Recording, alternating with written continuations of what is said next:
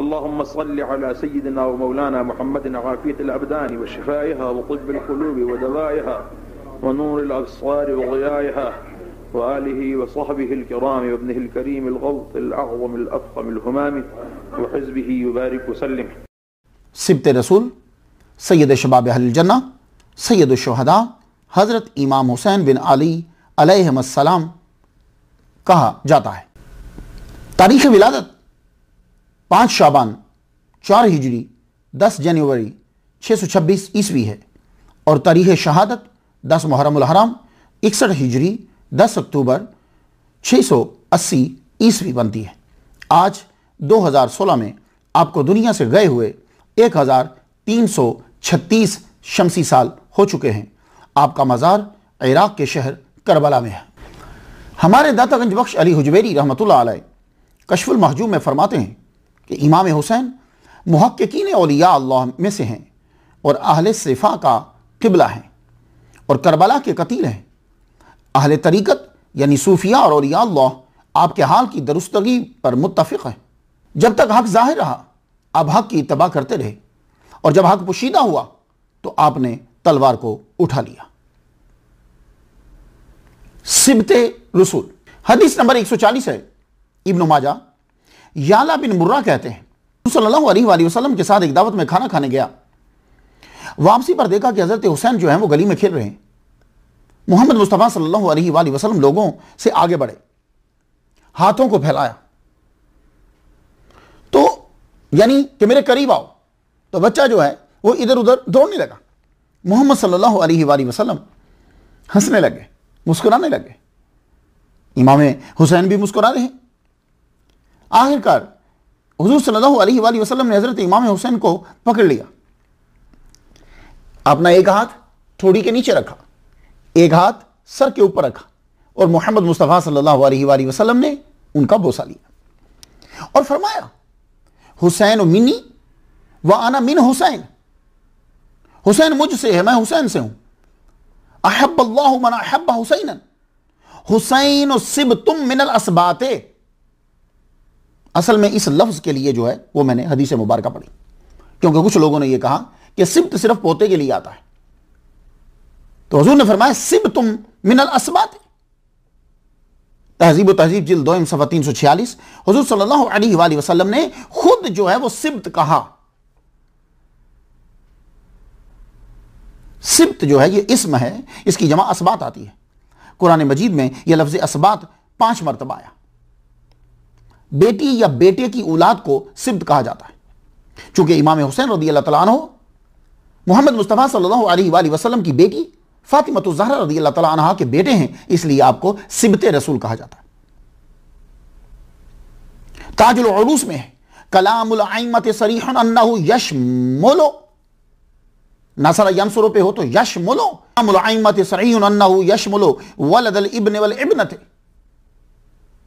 और लिसानुल अरब में है कि वलदुल इब्न वल इब्नते, कि यानी सिब्त का जो लफ्ज़ है ये नवासा नवासी पोता पोती दोनों के लिए इस्तेमाल होता है। सैयद शबाब अहलिल जन्नह मुस्नद इमाम अहमद हदीस की काउंटिंग जो है वो 11,537 बनती है।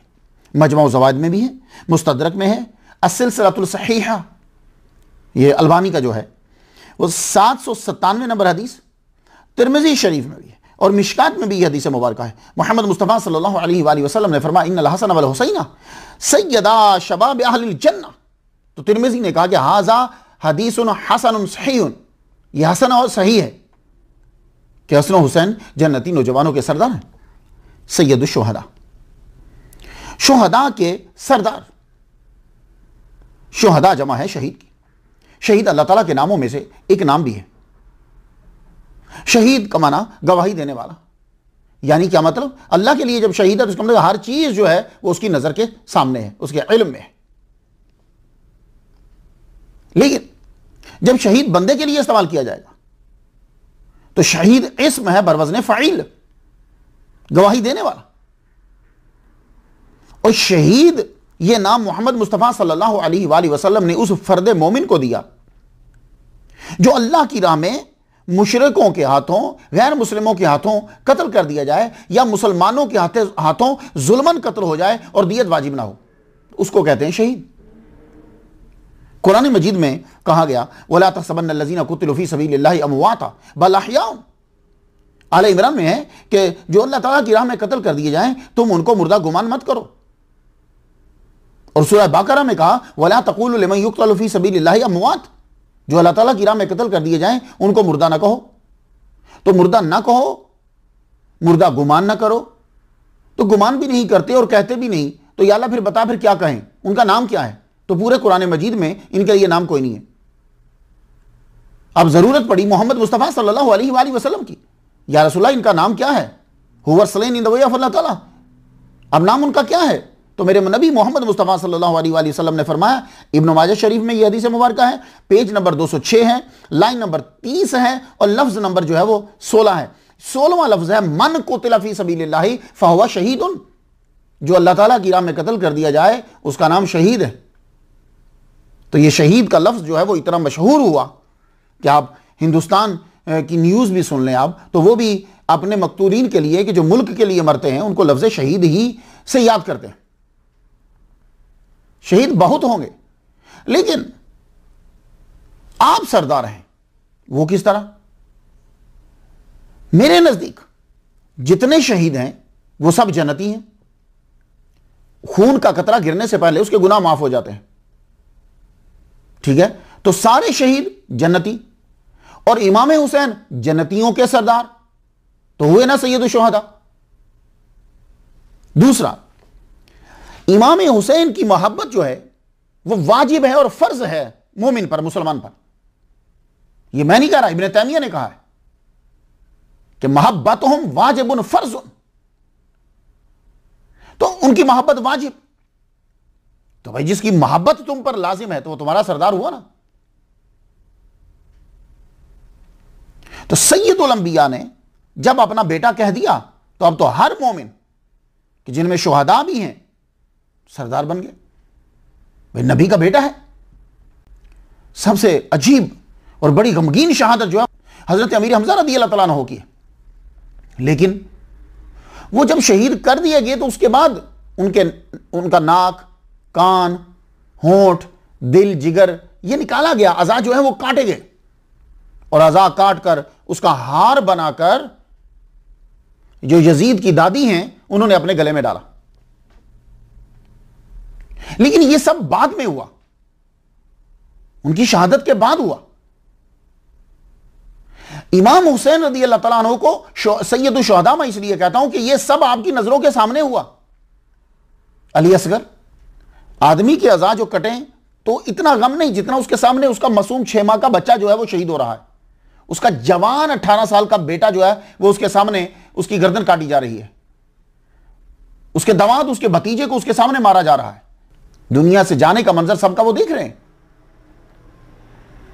तो इस लिहाज से यह सैयदुल शुहदा है। आप सैयदुल शुहदा हैं कि आपकी शहादत की खबर, अभी आप 5 साल के हैं, इससे भी छोटे हैं, कि मोहम्मद मुस्तफ़ा सल्लल्लाहु अलैहि वसल्लम को पहले से बता दिया गया और आपकी शहादत की खबर आपके रिश्तेदारों को मालूम थी।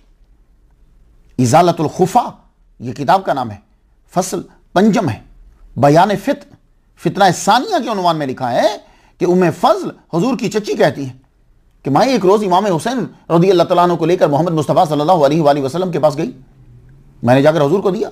हुजूर सल्लल्लाहु अलैहि वसल्लम ने एक तरफ रखा तो आप मुंह आपका दूसरी तरफ। मैंने उधर उस तरफ जाकर देखा तो हुजूर सल्लल्लाहु अलैहि वसल्लम रो रहे हैं, आपकी आंखों में आंसू जा रही हैं। मैंने अर्ज की या रसूल अल्लाह क्या हुआ, आप क्यों रो रहे हैं? तो हुजूर सल्लल्लाहु अलैहि वसल्लम ने फरमाया कि जिब्रील मेरे पास आए हैं, उन्होंने मुझे खबर दी है कि आपकी उम्मत आपके इस बेटे को शहीद कर देगी, और मेरे पास इनकी जो तुरबत की सुर्ख मट्टी है वो भी वो लेकर आए हैं। ये बात जो है ये मोहम्मद मुस्तफ़ा सल्लल्लाहु अलैहि वसल्लम ने हजरत उम्मे सलामा को भी बताई जो आपकी ज़ौजा है, हजरत अली को भी ये बात बताई, बीबी फातिमा तो ज़हरा रज़ी अल्लाह तआला अन्हा को भी ये बात मालूम थी। इस हदीस को अल्लामा अलबानी ने सिलसिलातु सहीहा दोइम 484 हदीस नंबर 821 के तहत बयान किया। एक मफहूम जो है वो तबारानी ने और मजमू ज़वाद ने यूं बयान किया है, कहते हैं खालिद कहते हैं कि मैंने हुजूर सल्लल्लाहु अलैहि वसल्लम को फरमाते हुए सुना, इन्नकुम सतुब्तलून फी अहले बैती मिन बादी, अन करीब क्या होगा, तुम मुब्तला किए जाओगे मेरे बाद मेरी अहले बात के सिलसिले में, यानी तुम्हारी आजमाइश होगी। शहादत की खबर वाली जो हदीस है ये आपको मुस्तदरक में मिलेगी, तबकात इब्न साद में मिल जाएगी, मुजमुल कबीर में मिलेगी, खसाइस कुबरा में मिलेगी, सिर्र शहादतैन में मिलेगी, अल बिदाया वन निहाया सफ़ा 199 जिल्द 8वीं पे मिलेगी, तहजीब तहजीब की के सफ़ा 347 पे आपको ये हदीस मुबारक मिलेगी। कौन सी? जिसमें हुजूर सल्लल्लाहु अलैहि वसल्लम ने उनकी शहादत की खबर पहले से दे दी थी। अब आ जाइए हुसैन, ये आपका जाती नाम, असली नाम है। ये लफ्ज़ हुसैन लफ्ज़ हसन की तस्गीर है। तस्गीर किसे कहते हैं? Reduction in the size, number और अमाउंट ऑफ समथिंग, ये तस्गीर होती है, छोटापन। रजुलन बंदा, रुजैल छोटा बंदा। तो हसन की तस्गीर बनेगी हुसैन। तो हुसैन वैसे भी 1 साल छोटे हैं इमाम हसन से। तो हसन का माना खूबसूरत, खूबी, भलाई। तो हुसैन में तस्गीर के माना जो है वो पाए जाएंगे। इमाम हुसैन माशाल्लाह क्या मकाम है आपका। लेकिन बहरहाल इमाम हसन बड़े भाई हैं। इमाम हुसैन को तो करबला में दुख दिए गए, लेकिन इमाम हसन अलैहिस्सलाम को रोजाना 9 साल तक आपको टॉर्चर किया गया। एक आदमी सल्तनत को छोड़कर एक आम आदमियों जैसी जिंदगी गुजार रहा हो और फिर उस गवर्नमेंट के करिंदे जो हैं वो बहाने बहाने से तंग कर रहे हो, क्या अजीब आलम होता होगा। हुसैन है उसदुल गाबा, सफ़ा 278 अरबी। अल हसनो वल हुसैनो मिन अस्माए अहलिल जन्नह लम यकूना फिल जाहिलियत। ये हसन और हुसैन जो हैं ये जन्नतियों के नाम हैं और जमाना जाहिलियत में नहीं थे। मोहम्मद मुस्तफ़ा सल्लल्लाहु अलैहि वसल्लम के सदके से ये आपके बेटों को अता हुए। तो नाम से बरकत कुछ हासिल करी। गुफ्तगू आगे बढ़ाते हैं। सारी उम्मत मुस्लिमा की हज़रत मोहम्मद मुस्तफ़ा सल्लल्लाहु अलैहि वसल्लम के बाद मौला अली शेर खुदा रदी अल्लाह तआला अन्हु, मौला अली की बीवी फातिमा तुज़ा रदी अल्लाह तआला अन्हा से शादी हुई। अल्लाह ताला ने इनको दूसरा बेटा अता फरमाया 4 हिजरी को, 5 शाबान को। मोहम्मद मुस्तफ़ा सल्लल्लाहु अलैहि वसल्लम को इतला दी गई, मेरे नबी तशरीफ लाए। आपने आकर नाम रखा हुसैन। उसदुल गाबा जिल्द 2 में है, सफ़ा 15 पे हजूर सल्लल्लाहु अलैहि वसल्लम ने इमाम हुसैन के कान में अज़ान दी। बाल जो है वो मुड़े गए, अकीका किया गया। 2 मेंढे जो है वो ज़िबा किए गए और वो जो बाल थे, बालों का वजन किया गया चांदी के बराबर और फिर वो चांदी सदका की गई। हुजूर सल्लल्लाहु अलैहि वसल्लम के साथ 6 साल 7 महीने इमाम हुसैन ने गुजारे। अमेरिका का एक अदारा है फैक्ट्स फॉर लाइफ। यह अदारा 1989 में कायम हुआ। यह अदारा क्या करता है कि बच्चों के मुतल्लिक तहकीक करता है और दुनिया को देता है। कि एक तहकीक है वो मैं आपकी नजर करना चाहता हूं, आपको मालूम हो जाए कि वो जो साल उन्होंने हुजूर सल्लल्लाहु अलैहि वसल्लम के साथ गुजारे हैं वो कितने इंपॉर्टेंट थे। The first 5 years of a child's life are fundamentally important. They are the foundation that shapes children's future, health, happiness, growth, development. इसको पढ़ने के बाद यानी कि पहले जो साल हैं बच्चे के, उसमें उसकी ग्रोथ होती है, वो बहुत इंपॉर्टेंट है। उसके जहन की ग्रोथ होती है, फ्यूचर, सेहत, खुशी, ये सारी चीजें उन्हीं पहले 3 साल के अंदर जो है वो डेवलप हो रही हैं। उसकी ब्रेन जो है वो बढ़ रहा है इसी के अंदर। तो अब इसको पढ़ने के बाद आप पढ़ो कि हुजूर सल्लल्लाहु अलैहि वसल्लम ने कैसी तरबियत की हजरत इमाम हसन की और इमाम हुसैन की, कि आप सल्लल्लाहु अलैहि वसल्लम ने 5 साल में ऐसी तरबियत कर दी दोनों की कि आपने उनकी 5 साल की उम्र में फरमा दिया, अभी वो 5 साल के हैं, फरमा दिया कि ये दोनों बच्चे मेरे जन्नती नौजवानों के सरदार हैं। सिर्फ जन्नती ही नहीं, जन्नती नौजवानों के सरदार हैं। तो जन्नती होना आसान कोई नहीं है, बहुत मुश्किल है। अल्लाह ताला ने सहाबा से यह कहा था कि भाई तुम गुमान करते हैं कि जन्नत में जल्दी चले जाएंगे, अभी तो तुम्हारी आजमाइश हुई ही नहीं, तो जन्नती होना इतना आसान नहीं है। तो इमाम हसन हुसैन की ऐसी तरबियत कर दी कि 5 साल, आदमी बड़ा तो बाद में होगा, 5 साल उनकी उम्र है, फरमा दिया कि ये जन्नती नौजवानों के सरदार हैं। गोया कि उनकी तरबियत टॉप की और उनके अंदर क्वालिटीज और सलाहियतें जो है सबसे आला है। अब जन्नती कौन होता है, सादा समझ लीजिए कि पहले जन्नती कौन है। मैं कुछ आयत आपकी नजर करना चाहता हूं। सूरह हज की आयत नंबर 14 है। अल्लाह ताला फरमाता है इन्नल्लाह युदखिलुल लज़ीना आमनू व अमिलुस सालिहाति जन्नातिन तजरी मिन तहतिहा अल-अनहार। अल्लाह ताला दाखिल करेगा मोमिनीन को और अमले साले करने वालों को जन्नत में। सूरह फतह की आयत नंबर 17 पे फरमाया वमन युतिइल्लाह व रसूलहू युदखिलहु जन्नातिन तजरी मिन तहतिहा अल-अनहार। जो अल्लाह और उसके रसूल की अताअत करेगा अल्लाह ताला उसको जन्नत में दाखिल करेगा। सूरह कलम की आयत नंबर 34 पे कहा इन्ना लिल मुत्तकीना इंद रब्बिहिम जन्नातिन नईम। जो मुत्तकीन है ना वो जन्नातिन नईम में है। तो जन्नती होने के लिए शर्त है कि मोमिन हो, अमले साले हो, अल्लाह रसूल की अताअत करता हो और वो अताअत हमेशा से हो, यानी मुत्तकी यानी हमेशा परहेजगार रहे। ये जन्नती होने के लिए है। तो सरदार होने के लिए तो और क्वालिटी चाहिए। अगर आप मास्टर हैं तो मास्टर की एक क्वालिटीज हैं, शरायत कंडीशंस हैं। तो जो हेड मास्टर होगा, जो प्रिंसिपल होगा, उसकी और होंगी। तो जन्नती की जब है तो जो जन्नतियों का सरदार है उसके अंदर सलाहियतें कितनी होंगी। ये तो हुजूर सल्लल्लाहु अलैहि वसल्लम ने क्या तरबियत की हुसैन की कि 6 साल 7 महीने में ऐसी जबरदस्त तरबियत कर दी आपने कि फरमाया ये सरदार हैं। और ऐसी तरबियत फरमा गए कि ऐलान कर दिया, ये फरमा दिया तिरमिजी शरीफ हदीस नंबर 3718 पे है। और ये ऐलान आम ऐलान नहीं, हिज्जतुल विदा में ऐलान करा। आप अपनी ऊंटनी पे जलवा फरमा है, मकाम अरफात में आप ऐलान कर रहे हैं और ये ऐलान बड़ा अहम है। इस ऐलान का तज़किरा किया तिरमिज़ी शरीफ ने अय्युहन्नास इन्नी क़द तरक्तु फ़ीकुम मा इन अख़ज़्तुम बिही लन तदिल्लु किताबल्लाहि व इतरती अहल बैती। कि यानी मैं तुम्हारे अंदर छोड़े जा रहा हूं, पकड़े रखोगे तो गुमराह नहीं होगे। एक चीज किताब है, दूसरी मेरी अहले बैत है। यह भी एक तरबियत की तरफ इशारा है कि यानी मैंने हसन हुसैन की ऐसी तरबियत कर दी है कि अब तुम इनको फॉलो करो। यहां से अंदाजा लगाओ कि क्या कुछ पढ़ा दिया होगा मोहम्मद मुस्तफा सल्लल्लाहु अलैहि वसल्लम ने अपने दोनों नवासों को और अपनी अहले बैत को, कि सारी कौम को उनके पीछे लगा रहे हैं। तो जाहिल के पीछे तो नहीं ना लगाएंगे, फासी के पीछे तो नहीं ना लगाएंगे, कम अकल के पीछे तो नहीं लगाएंगे, ऐसे के पीछे लगाएंगे कि जिसके अंदर सब कुछ हो। कि यानी तुम कुरान मजीद को पकड़ लो और अहले बैत को पकड़ लो, पता चला कि दोनों एक ही हैं। कुरान जो है वो लिखा हुआ है और अहले बैत जो है वो उसकी अमली तस्वीर है। अल्लाहु अकबर जल्ल शान। और अताअत बगैर मोहब्बत के नहीं होती। इसलिए मोहम्मद मुस्तफा सल्लल्लाहु अलैहि वसल्लम फरमाते हैं, यह हदीस तिरमिज़ी शरीफ 3722 है कि अल्लाह से प्यार करो कि वो गजा देता है, मुझसे प्यार करो अल्लाह की रजा के लिए, और वहिब्बू अहल बैती बिहुब्बी, और मेरी अहले बैत से मोहब्बत करो मेरी मोहब्बत की वजह से। ये ताकीदी जुमले बार बार क्यों बोले जा रहे हैं? इतनी अहादीस मुबारका को छोड़कर कुस्तुनतुनिया पे रुके हुए, जहां डाउटेड है।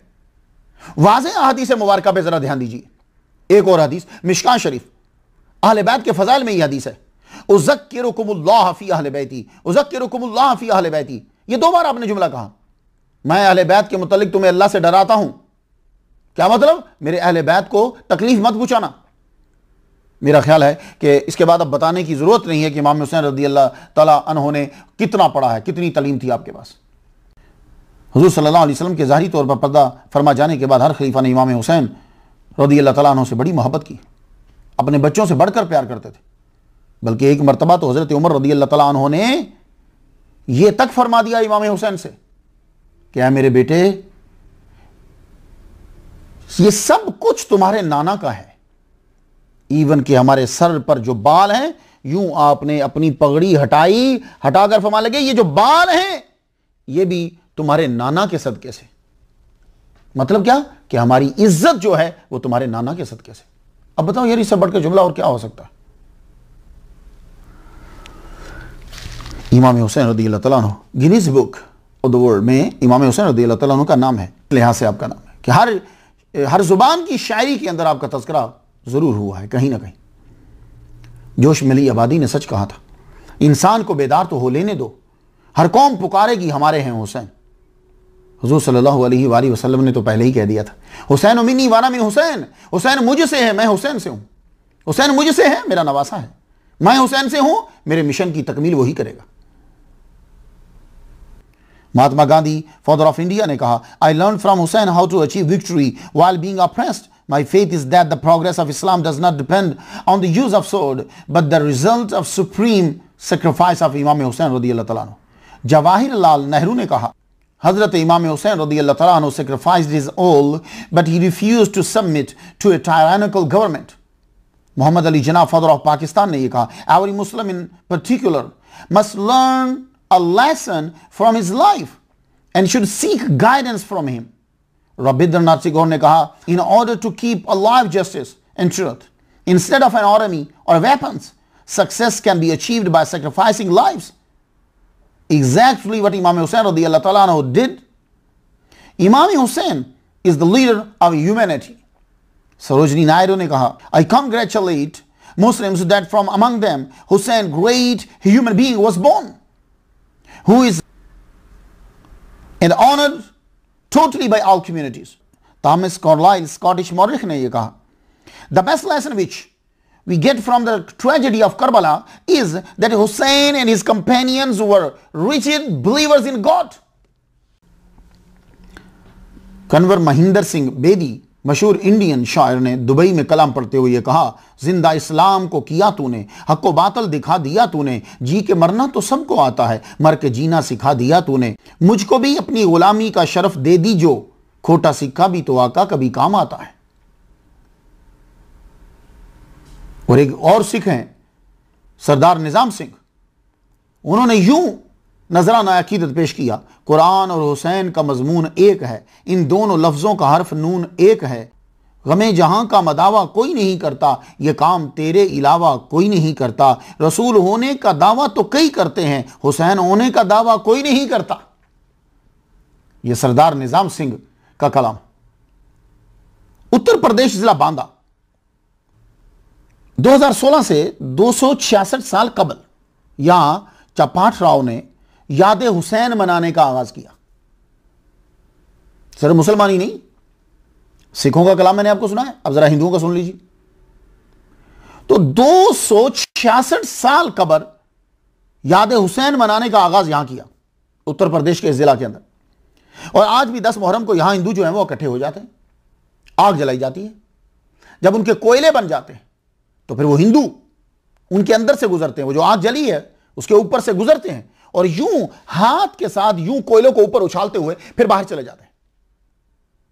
पूछा कि आप लोग ऐसा क्यों करते हो? कहने लगे कि जब वो कोयले पांव को और हाथों को जलाते हैं तो बॉडी को तकलीफ का एहसास होता है, तो इमाम हुसैन की तकलीफ याद आती है, वो इससे भी बढ़कर है। तो 10 मुहर्रम को सिख भी जो हैं ये भी अपने गुरुद्वारों के अंदर इमाम हुसैन का खास तौर पर जिक्र करते हैं 10 मुहर्रम को। तो एक शख्स साहब से पूछा कि भाई आप 10 मुहर्रम को कड़ा प्रसाद देते हो, इनकी याद करते हो? कहने लगे हाँ, हमें अपने गुरु अर्जन देव जो हैं उनकी याद आ जाती है।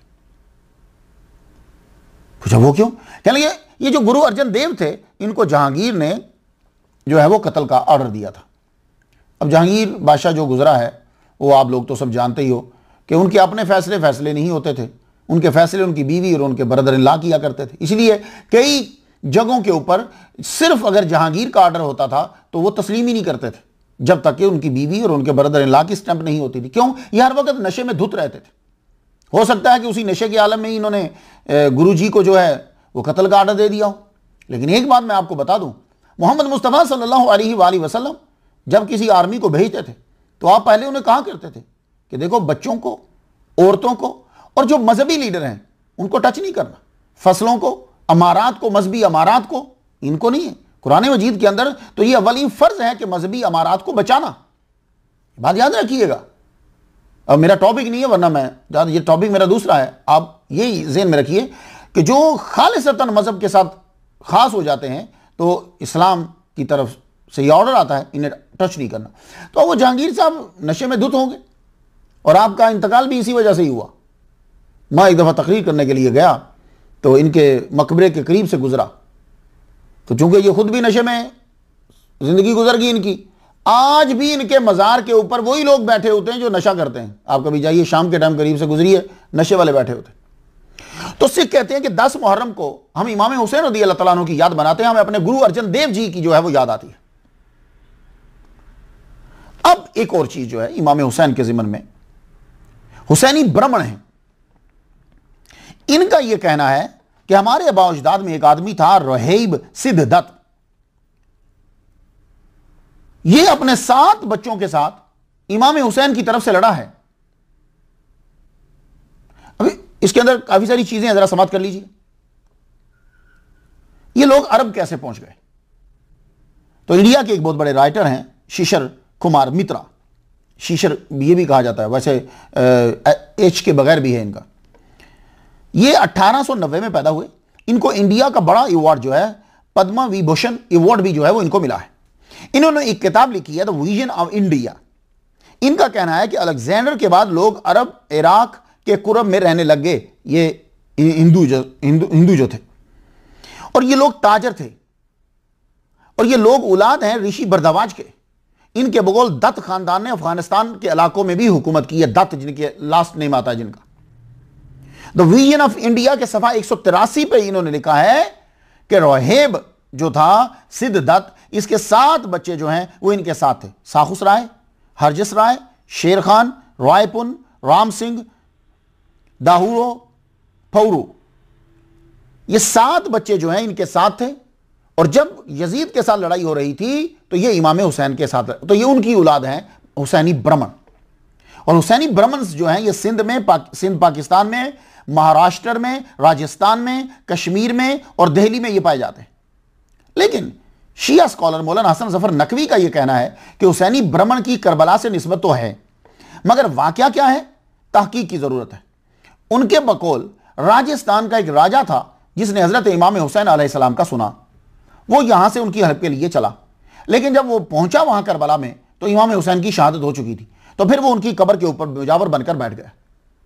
तो कहते हैं कि ये वहीं इसने जान दे दी, वहां कब्र है बकौल मौलाना हसन जफर नकवी के, कि उसकी कब्र वहां है। उसके चाहने वाले जो हैं वो फिर बाद में राजस्थान वापस आ गए, और यहां आकर जो है उन लोगों ने सिलसिला जो है वो इमाम हुसैन से अकीदत का सिलसिला जो है वो शुरू कर दिया। तो एक हुसैनी ब्राह्मण का ये कहना है, उसने निशान दिखाया, यहां कहता है कि बाई बर्थ जो उनकी औलाद में से हैं उनकी गर्दन के ऊपर एक निशान होता है। तो वो कहना था कि 30% 40% जो है इस नस्ल के अंदर सब में निशान है, और ये बाई बर्थ है, मेरा है, मेरा बेटा पैदा हुआ है उसके यहां भी है, ये भी उनकी बात। तो ये इमाम हुसैन रज़ी अल्लाह तआला अन्हु से सब मोहब्बत रखते हैं, लेकिन मोहब्बत जो है वो तभी पाया तकमील तक पहुंचती है अगर अल्लाह और उसके रसूल, अल्लाह की तौहीद का इकरार कर लिया जाए, रसूल अलैहि वसल्लम की रिसालत का इकरार जो है वो कर लिया जाए। इमाम हुसैन रज़ी अल्लाह तआला अन्हु अपने बड़े भाई की बहुत इज्जत करते थे। अमेरिका में लोग बोलते हैं big brother is better than A super hero. इमाम हसन के लिए सुपर हीरो बहुत छोटा लफ्ज है। बाप के बाद बड़ा भाई बाप की जगह पे होता है, और आपने कभी हजरत इमाम हसन की मुखालफत नहीं की, आपने जो कहा वो माना। हालांकि ये एक बहुत बड़ा टर्निंग पॉइंट है, जब हजरत इमाम हसन अलैहिस्सलाम जो है वो सुलह कर रहे हैं, सल्तनत उनको दे रहे हैं, तो इसका मतलब क्या है, गुर्बत। इसका मतलब क्या है, आम जिंदगी। कौन छोड़ता है सल्तनत? कुर्सी के लिए, तख्त के लिए लोग क्या कुछ नहीं करते, दीन तक बेच देते हैं, ईमान बेच देते हैं, हर चीज बेच देते हैं कुर्सी के असूल के लिए। धड़ाधड़ झूठ बोले चले जाते हैं, बोले चले जाते हैं, बोले चले जाते हैं, कि झूठ भी हाथ बांध लेता है, भाई बस कर अब।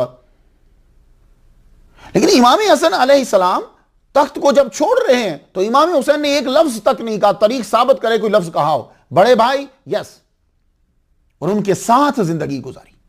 मदीना में उनके साथ रहे, इख्तलाफ कर सकते थे, वहीं रह जाते ना, फौज तो थी इनकी, वहीं रह जा, नहीं, साथ आए वापस।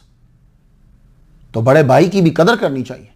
बड़ा भाई बाप के बजा पे होता, लेकिन हम लोग अपने बड़े भाई को बड़े भाई के होने की सजा देते हैं। जब वक्त आता है कि बड़े भाई की इज्जत की जाए, उस वक्त तमाम जो है वो ये कहते हैं इसने क्या किया, जबकि उसका जो 1 रुपया है जो उस बड़े भाई ने 1 रुपया तुम्हारे लिए इस्तेमाल किया, तुम्हें दिया था, वो तुम्हारे आज के 1 लाख के बराबर, इससे भी बढ़कर है। वो 1 रुपया तुम्हारे 1 लाख से अफजल है। क्यों? इसलिए कि उस बड़े भाई ने तुम्हें उस वक्त संभाला है कि जब तुम इस बड़े भाई की वजह से आज तुम 1 लाख कमाने के काबिल हुए हो। ये उस वक्त तुम्हें सहारा ना देता बाप के बाद, ये तुम्हें ना संभालता तो कहां जाता? तो लोग बड़े भाई की इसलिए कहा जाता है कि बड़ा भाई बाप की जगह पे होता है, तो उसकी ऑनर भी करनी चाहिए। सिर्फ यही नहीं कि उससे चीजें लेनी चाहिए। तेरा फर्ज है कि तू पैसे देता चल, देता चल, देता चल, देता चल। इज्जत वो हम तुम्हें नहीं देंगे क्योंकि तू तो भाई है। पैसे दे क्योंकि तू बाप है। इमाम हुसैन अलैहिस्सलाम ने अपने बड़े भाई की इज्जत करी, पीछे चले, और आपकी जब शहादत हुक्मी हुई उसके बाद आपने उनकी पूरी फैमिली का ख्याल रखा। अब सुनकर हैरान हो जाओगे, हजरत इमाम हुसैन अलैहिस्सलाम अपनी भाभी की मां की तरह इज्जत करते थे। कोई काम होता आपकी कोशिश होती कि मैं खुद जाऊं, और यूं सर झुकाए जो है वो खड़े रहते। हालांकि 1 साल का फर्क है इमाम हसन अलैहिस्सलाम से उम्र में, और उनके बच्चों को अपने बच्चों की तरह समझा और अपने बच्चों की तरह पाला। यही वजह है कि करबला के सफर में वो बच्चे आपके साथ थे। अबू बकर बिन इमाम हसन, उमर बिन इमाम हसन, अब्दुल्ला बिन इमाम हसन, कासिम बिन इमाम हसन, ये चारों ने जान दी है करबला के अंदर। तो चाचा ने जिस तरह पाला है तो फिर जान देने को दिल करता है ना भाई। मदीना मुनव्वरा में 9 साल इमाम हसन के साथ रहे। 670 ईस्वी में जब उनकी शहादत हुक्मी हुई उस वक्त इमाम हुसैन रज़ियल्लाहु तआला अन्हु की उम्र 44 साल थी। इमाम हसन की उम्र, इमाम हसन के बाद हजरत अमीर मुआविया रज़ियल्लाहु तआला अन्हु ने 10 साल हुकूमत की, क्योंकि आपका विसाल 680 ईस्वी में हुआ। उन्होंने मरने से पहले एक खास वसीयत यजीद को की थी। इसे इब्ने असीर ने अल कामिल में नकल किया कि अहले इराक हुसैन बिन अली को तेरे बराबर में ले आएंगे। अगर ऐसा हो जाए तो उनसे दरगुजर करना, उनकी कराबत जो रसूलुल्लाह से है उसका पूरा एहतराम करना। यजीद ने तख्त नशीन होते पहला हुक्म जारी किया गवर्नर मदीना वलीद बिन उतबा को, हुसैन, अब्दुल्ला बिन जुबैर, अब्दुल्ला बिन उमर, इनसे हर हाल में बायत ली जाए और इनको उस वक्त तक गिरफ्तार रखो जब तक ये बायत का ऐलान न करें। अब ये खत जब वलीद के पास, गवर्नर मदीना के पास जब पहुंचा, आपने खत पढ़ा, परेशान हुआ, कहने लगा मैं क्या करूं, अगर मुझसे कोई गुस्ताखी होगी मेरा ईमान चला जाएगा।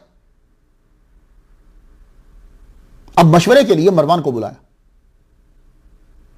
मरवान जो है ये साबका गवर्नर, ये जब आया पूछा मैं क्या करूं, तो मरवान ने अपनी अकल के मुताबिक जो है वो फैसला दिया। बिना बताए कि अमीर मुआविया का इंतकाल हो गया है, इन्हें बुला लो और जबरदस्ती इनसे बायत ले लो। उस वक्त तक मत छोड़ना जब तक कि ये बायत ना कर लें। तेरे हाथ से निकल गए फिर कभी कब्जे में नहीं आएंगे। बुला तुम। जराए आमदोरफ्त मीडिया आज जितना तो तेज नहीं था कि पल में खबर दूसरे कोने तक पहुंच जाए कि कौन पार्टी छोड़ गया, कौन मुल्क से दौड़ गया। अब सिर्फ जात की सालमियत और तख्त की सालमियत का मसला ऊपर आ गया। अब यजीद को अपनी जात की सालमियत और तख्त की सालमियत थी। मदीना में अभी यह खबर आम नहीं हुई थी कि हजरत अमीर मुआविया विसाल कर गए। मस्जिद नबवी में ईशा की नमाज हो चुकी थी। इमाम हुसैन रज़ियल्लाहु तआला अन्हु वहां बैठे और अब्दुल्ला बिन जुबैर भी बैठे, कोई बात कर रहे होंगे। गवर्नर मदीना ने अब्दुल्ला बिन अमर बिन उस्मान को भेजा, जाओ जाके इमाम हुसैन से और अब्दुल्ला बिन जुबैर इनसे बोलो कि आपको गवर्नर मदीना बुला रहा है। जो ही ये बच्चा आया, सलाम किया, आपने जवाब दिया, पूछने लगे किधर आए हो? कहा हुजूर आपको गवर्नर बुला रहे हैं। इमाम हुसैन रज़ियल्लाहु तआला अन्हु ने उनसे कहा ठीक है आप जाइए, हम आते हैं। बाद में सोचने लगे, अब्दुल्ला बिन जुबैर से कहते हैं ये रात को तो किसी से मिलता ही नहीं, ना कभी इसने बुलाया, आज ये हमें क्यों बुला रहा है? इमाम हुसैन कहने लगे लगता है कि अमीर मुआविया का इंतकाल हो गया और कोई रीजन नहीं हो सकती, और ये हमसे यजीद के लिए बायत लेना चाहता है। तो कहा क्या करें? इमाम हुसैन बोले भाई बात तो हम नहीं करेंगे, बहरहाल मैं कुछ जवानों को लेके साथ जाता हूं, देखते हैं क्या होता है। हजरत इमाम हुसैन रज़ियल्लाहु ताला अन्हु चंद जवानों को साथ लेकर गवर्नर हाउस की तरफ, वलीद बिन उतबा के मकान की तरफ बढ़े। लड़कों को बाहर खड़ा कर दिया, कहा तुम बाहर खड़े रहो, अगर ऊंची आवाज़ सुनो तो अंदर आ जाना। इमाम हुसैन रज़ियल्लाहु ताला अन्हु अंदर गए, मरवान बैठा रहा तो अहले बैत का जो आशिक है वलीद बिन उतबा वो खड़े हो गए, मिले, सलाम किया, बैठे। तो उन्होंने ये कहा कि असल में आपको बुलाया इसलिए है कि हज़रत मीर मुआविया का इंतकाल हो गया। इमाम हुसैन अलैहिस्सलाम ने पढ़ा इन्ना लिल्लाहि व इन्ना इलैहि राजिऊन, तो कहा यजीद का ये खत है, पढ़ लीजिए, वो बायत लेना चाहता है आपकी। इमाम हुसैन रज़ियल्लाहु ताला अन्हु ने जब ये सुना तो आपने फरमाया भाई पहले लोगों को जमा कर लो, इस तरह छुप कर तो हम बात नहीं करेंगे, लोगों को जमा करो, वहां बात होगी, फिर फैसला होगा। यह कहकर आप उठ पड़े। जब चल पड़े तो मरवान ये कहने लगा इनको पकड़ लो, ये दोबारा तुम्हारे कब्जे में नहीं आएंगे। मगर वलीद बिन उतबा ने ऐसी हरकत नहीं की। इमाम हुसैन रज़ियल्लाहु ताला अन्हु आए, अब्दुल्लाह इब्न ज़ुबैर को जब खबर हुई तो आप गैर मरूफ रास्ते से बिना बात किए यजीद की अपने भाई जाफर के साथ मक्का की तरफ रवाना हो गए।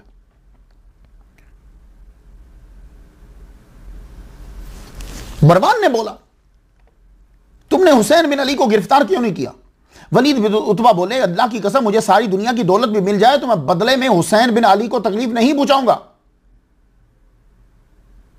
आप घर वापस आए, वापस आकर आपने सबसे मशवरा किया कि अब देखो ये यजीद जो है ये ज़बरदस्ती हमसे बात ले रहा है, हम इसकी बात को कैसे, हम इसे बचपन से जानते हैं, हमारी नज़रों के सामने ये बला है, हम इसके करतूत को जानते हैं, ये शरीयत पे कितना अमल करता है मुझे मालूम है, कितना बड़ा बिदअती है ये मुझे मालूम है।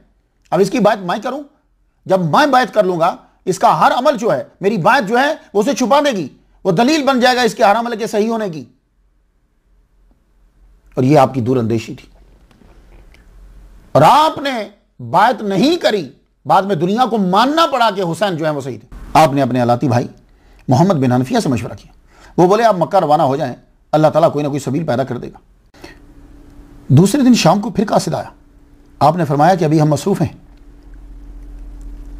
अगले दिन 27 रजब 60 हिजरी बमुताबिक 3 मई 680 ईस्वी रात के वक्त आपने अपने ख़ानदान को अपने फ़ैसले से आगाह किया।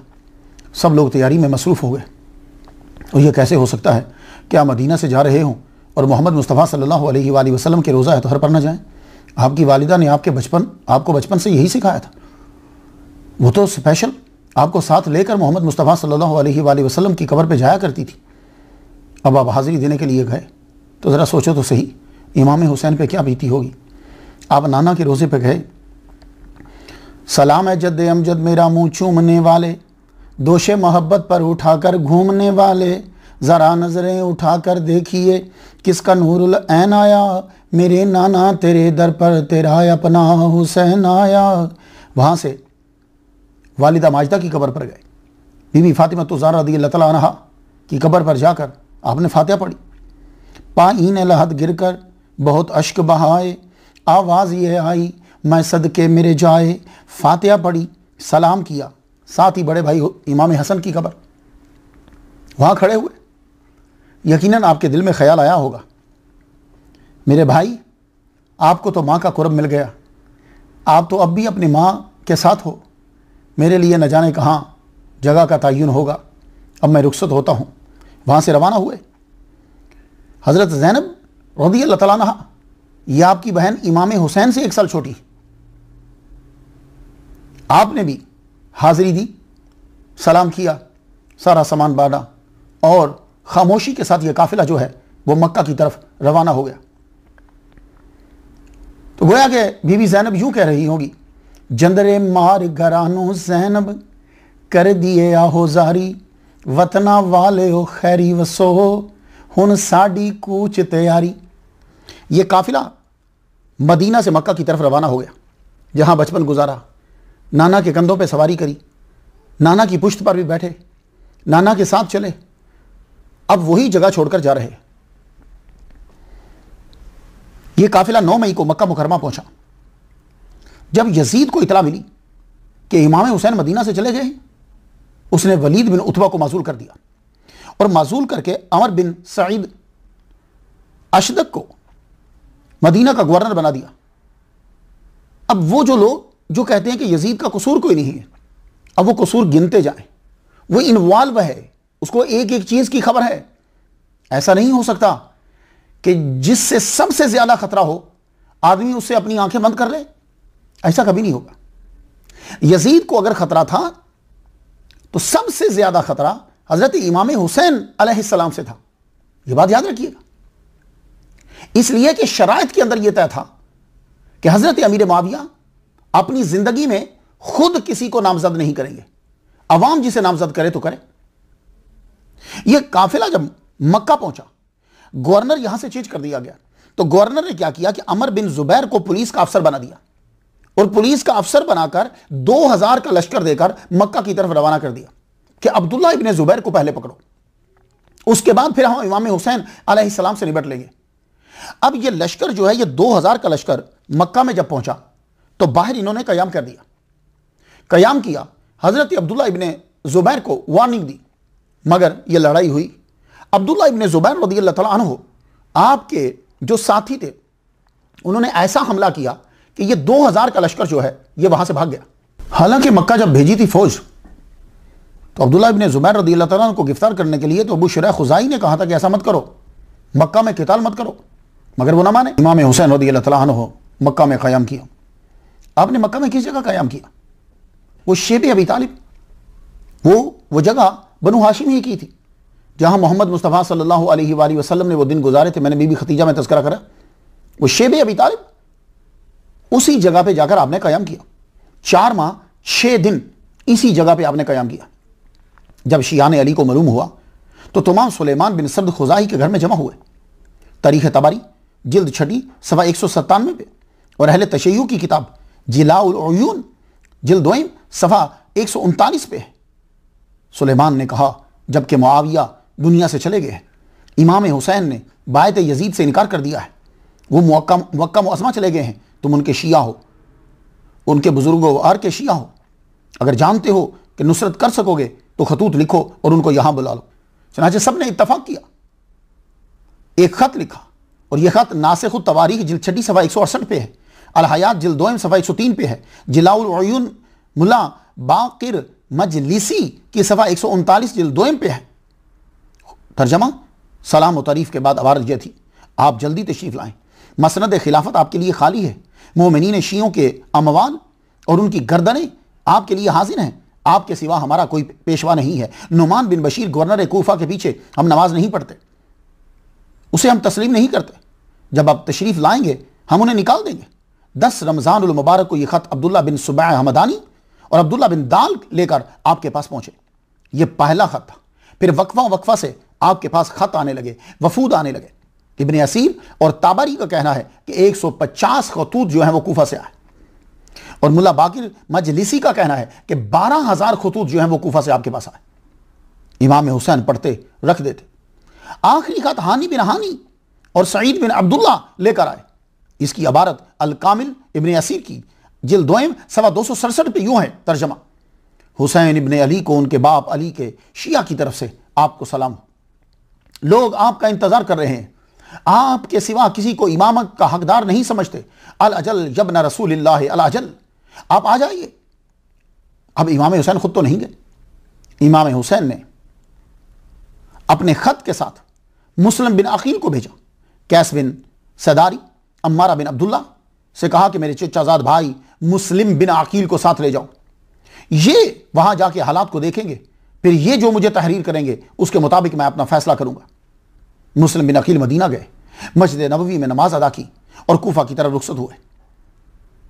आपने कूफा पहुंचकर मुख्तार सकफी के घर में कयाम किया।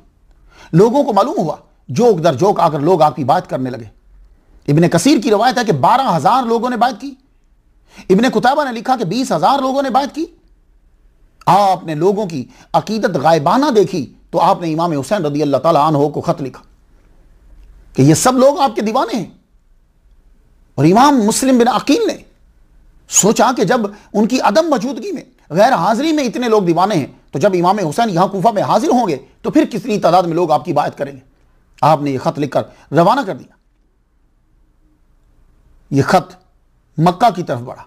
तो कूफा से एक खत मक्का की तरफ बढ़ा और एक खत जो है वो यजीद की तरफ बढ़ा। यजीद को खत लिखा अब्दुल्ला बिन मुस्लिम बिन सईद हजरमी ने लिखा कि अक्सर कूफियों ने तुम्हारी बात तोड़ दी है, उन्होंने इमाम हुसैन के हाथ पर बात कर ली है। नुमान बिन बशीर से यह हालात काबू नहीं हो रहे, तुम फौरन से किसी को भेजो वरना कूफा तुम्हारे हाथ से निकल जाएगा। यजीद ने फौरन सरजून को बुलाया, उसे मशवरा किया कि अब मुझे क्या करना चाहिए। कूफा सारे का सारा तो इमाम हुसैन के हाथ पर बात कर चुका है और अगर वो आ जाएंगे तो क्या आलम होगा। तो सरजून ने कहा तेरे पास एक तीर है जबरदस्त, जो तीर निशाने पे लगेगा, तेरे पास एक तलवार है जो काम कर सकती है। कहा कौन? कहा इब्ने ज़ियाद को बुलाओ। इब्ने ज़ियाद की यजीद की इब्ने ज़ियाद से बनती नहीं थी, लेकिन मजबूरन उसे बुलाना पड़ा। वो बसरा का गवर्नर था, उसको खत लिखा कि तू बसरा का भी गवर्नर है, तुझे कूफा की गवर्नरी भी दी जाती है, तू बसरा से जल्दी फौरन खत मिलते ही वापिस आ और यहां के मामलात को आकर हालात को संभाल। इब्ने ज़ियाद को जब यह खत मिला तो इब्ने ज़ियाद वहां से चला, वहां से वो चला कादसिया के मकाम पर रुककर उसने हिजाजी लिबास पहना। लिबास पहनकर घोड़ा सरपट दौड़ाते हुए जब वो कूफा में दाखिल हुआ तो लोग तो इंतजार कर रहे थे, इमाम हुसैन आ रहे हैं, इमाम हुसैन आ रहे हैं। जब हिजाजी लिबास के अंदर उसे देखा और निकाब में वो था तो लोग यही समझे कि इमाम हुसैन आ गए हैं। लोग दीवानावार पीछे दौड़े, मगर वो रुका नहीं किसी के लिए, सीधा जाकर कले के दरवाजे पे खड़ा हो गया। नुमान इब्न बशीर ने यह समझा कि शायद इमाम हुसैन आ गए हैं, तो वह फसील पे चढ़ के कहने लगा, ऐ हुसैन आप चले जाइए, मैं आपके साथ लड़ने की बेदबी नहीं कर सकता, लेकिन आप वापस जाइए, मुझे भी मुश्किल में मत डालिए। वो हुसैन समझ रहा था। उसी वक्त इब्ने ज़ियाद ने जो है वो निकाब उतारा और कहा मैं हुसैन नहीं हूं, ये अब मैं कूफा का गवर्नर हूं, तुम जो हो वो माजूल हुए, दरवाजा फौरन खोलो। दरवाजा खोला गया। जब ये अंदर गया तो तब लोगों को पता चला कि ये हुसैन नहीं है, ये तो इब्ने मरजाना है, इब्ने ज़ियाद है।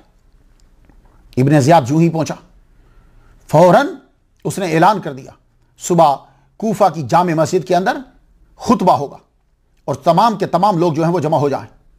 सुबह जब हुई, खुतबा हुआ, लोग जमा हुए तो उनको खत्म किया और कहने लगा, उसका तर्जमा यह है, अमीरुल मोमिनीन यजीद ने मुझे तुम्हारे शहर का हाकिम बनाकर भेजा, मेरा कोड़ा और मेरी तलवार उसके सर पर है कि जो उसका हुक्म ना मानेगा, और अगर तुमने हुक्म ना माना, मुस्लिम बिन अकील को अपना इमाम तस्लीम किया और उसका साथ दिया, तो यह तलवार तुम्हारी गर्दनों पर होगी और मैं तुम्हारी गर्दनें तुम्हारे जिस्मों से जुदा कर दूंगा। तुम्हारे बच्चे यतीम हो जाएंगे, बीवियां तुम्हारी बेवा हो जाएंगी और तुम्हारी जायदाद को जब्त कर लिया जाएगा। बस ये ऐलान का फैलना था कि लोग आहिस्ता आहिस्ता जो है वो हटने लगे। तब मुस्लिम बिन अकील जो हैं वो मुख्तार सखवी के घर में थे, वहां से मूव करके आप हानी बिन उर्वा के घर में तशरीफ ले आए। हानी बिन उर्वा के घर में चूंकि आप दाखिल हो चुके थे, उन्होंने आपको पनाह दे दी, आप वहां रहने लग गए। बड़े बड़े लीडरों और सरदारों को हुक्म दिया गया, हर नए आदमी की मुझे रिपोर्ट दी जाए और तलाश किया जाए कि मुस्लिम बिन अकील कहां है। मुस्लिम बिन अकील चूंकि हानी बिन उर्वा के घर में थे, इसलिए किसी को खबर नहीं हो रही, क्योंकि बजाते खुद वो सरदार थे, कबीले के बहुत बड़े सरदार थे, किसी को इतला नहीं है। अब उनको तलाश करने के लिए एक जासूस की खिदमत जो है वो हासिल की गई। इब्ने ज़ियाद ने 3000 उस दौर की करेंसी उसे दी और कहा ये ले लो और तलाश करो कि मुस्लिम बिन अकील कहां है और उनकी एक एक मिनट की रिपोर्ट जो है वो मुझ तक पहुंचनी चाहिए। अब वो जासूस आपको तलाश करने के लिए निकला। इस जासूस ने मुस्लिम बिन अकील को तलाश करना है, सीधा मस्जिद में गया। मस्जिद में बैठ के हर नमाज को बाजमात पढ़ने लगा और लोगों पर नजर रखने लगा। एक दिन, 2 दिन, तीसरा दिन वहां इसने यह चीज वाच करी कि सबसे ज्यादा जो इबादत करता है वो ये एक बूढ़ा शख्स है, मुस्लिम बिन औसजा। ये बड़ी इबादत करते हैं, बड़ा नूरानी चेहरा है, लाजमी तौर पर मुस्लिम बिन अकील को जानते होंगे। करीब गया, मैं शाम से आया हूं, ये जसूस माकल तमीमी करीब गया, मैं शाम से आया हूं, बड़ा मुहिब हूं मैं अहले बैत का, मैं मुस्लिम बिन अकील से मिलना चाहता हूं, मेरे पास ये रकम है, मैं उनकी नजर करना चाहता हूं। आप उसकी बातों में आ गए। क्यों? तसव्वुफ के अंदर पहले शक नहीं, पहले यकीन होता है, पहले अच्छा सोचा जाता है, फिर दलील मेरे तो कुछ नजरियात कायम किए जाते हैं। मुस्लिम बिन औसजा ने कहा, अच्छा तुम बड़े दीवाने हो, मैं तुम्हें लिए चलता हूं मुस्लिम बिन अकील के पास। ये मुस्लिम बिन औसजा जो है असदी, ये आपको लेकर चले गए हानी बिन उर्वा के घर, जहां मुस्लिम बिन अकील जलवा फरमा है, वहां ये बैठा। वहां जाते ही सलाम किया और कहा, हुजूर ये 3000 मैं आपकी नजर करना चाहता हूं, आप इसको इस्तेमाल कीजिए। और वहां बैठने लग गया। सुबह से लेकर शाम तक मुस्लिम बिन अकील के साथ रहता, कौन आता है कौन जाता है, हर एक का नाम और सारी गुफ्तगू सुनता, और रात को जाके इब्ने ज़ियाद को पूछा देता। जब सारी इत्तला मुकम्मल हो गई, सब बातों को पता चल गया, तो मुस्लिम बिन अकील आपको धोखे से जो है वो पकड़ लिया गया, गिरफ्तार कर लिया गया। मैं वाकया बीच में छोड़ता जा रहा हूं क्योंकि मुझे हजरत इमाम हुसैन पे गुफ्तगू करना है, वक्त मेरे पास जो है वो कम है। मुस्लिम बिन अकील की शहादत हुई 9 ज़िलहज 60 हिजरी 10 सितंबर 680 ईस्वी को आपको शहीद कर दिया गया। आपका मज़ार जो है वो मस्जिद अंबिया के सहन, जिसको आप सेन कहते हैं, सहन की बाई जानिब आपका मज़ार मुबारक है। हानी बिन उर्वा को भी कत्ल कर दिया गया। इमाम हुसैन रदी अल्लाह ताला अन्हु मक्का से रवाना हुए। आप खत पढ़कर मुतमईन हो गए, मगर मैं आपको बतला चुका हूं, मेरे नबी मोहम्मद मुस्तफ़ा सल्लल्लाहु अलैहि वसल्लम जब कोई चीज़ फरमा देते हैं तो कायनात उसी काम को पूरा करने में लग जाती। अब ये सैयदुश्शुहदा बनने लगे, अब ये जंदी नौजवानों का सरदार बनने की सलाहियत रखते हैं, उसका ज़हूर होने लगा है। 8 ज़िलहज 60 हिजरी 9 सितंबर 680 ईस्वी को आप मक्का से रवाना हुए। आपने 20 हज पैदल किए, अपने बड़े भाई इमाम हसन के साथ ही आते थे, मगर आज हज नहीं कर रहे। क्यों? इसलिए कि आपको मक्का में साजिश का इल्म हो गया।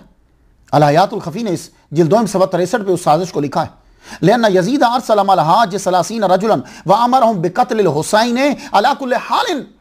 उसने 30 आदमियों को भेज दिया हाजियों के लिबास के अंदर कि जब तुम तवाफ करते हो हुसैन को पाओ तो उसी वक्त हमला करके उनको कत्ल कर दो। इमाम हुसैन रदी अल्लाह तआला अन्हु ने मक्का में खून बहाना पसंद नहीं किया, आपने हज ही नहीं किया। वहां से रवाना हुए, काबा की बेहुरमती पसंद न की और चल पड़े। कुछ लोगों ने अपने इज्तिहाद के मुताबिक समझाया आप मत जाएं।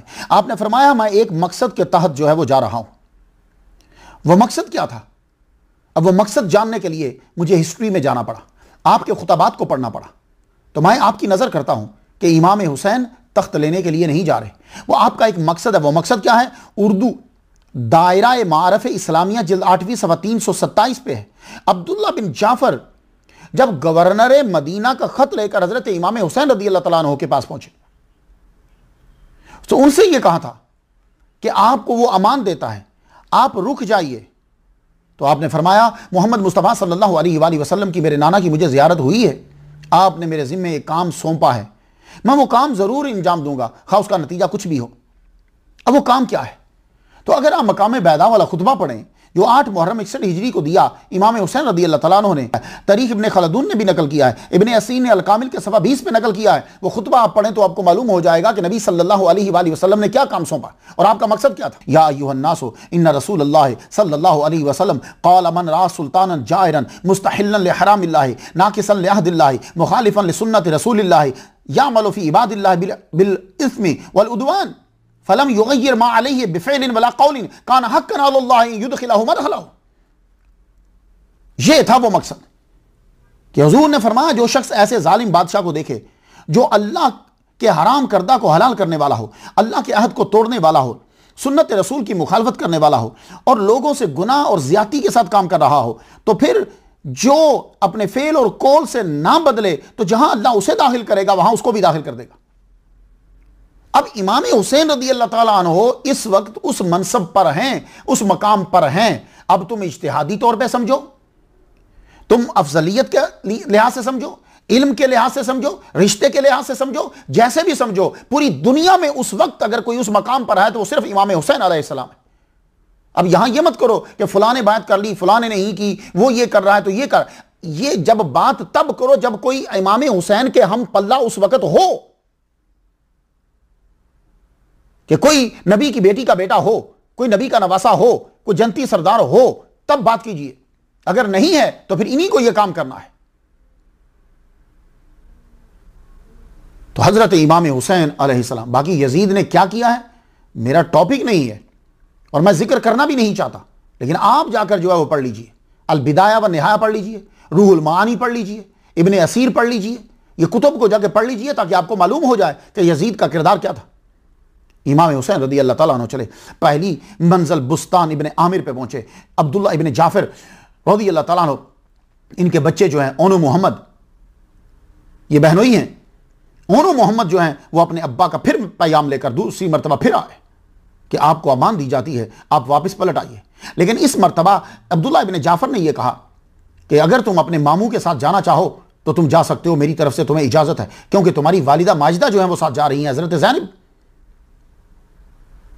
तो हजरत ओनो मोहम्मद को भी इमाम हुसैन ने वही जवाब दिया, फरमाने लगे मैं वापस नहीं जा सकता, मैं सफर ये जारी रखूंगा। तो जवाबी खत याहया इब्ने सईद को देकर फरमाया कि अब्दुल्ला बिन जाफर को मेरा सलाम कहना और कहना कि तुम्हारी जोजा भी अपनी मर्जी से जा रही हैं और तुम्हारी इजाजत है, तुम्हारे बच्चे भी मेरे साथ जा रहे हैं।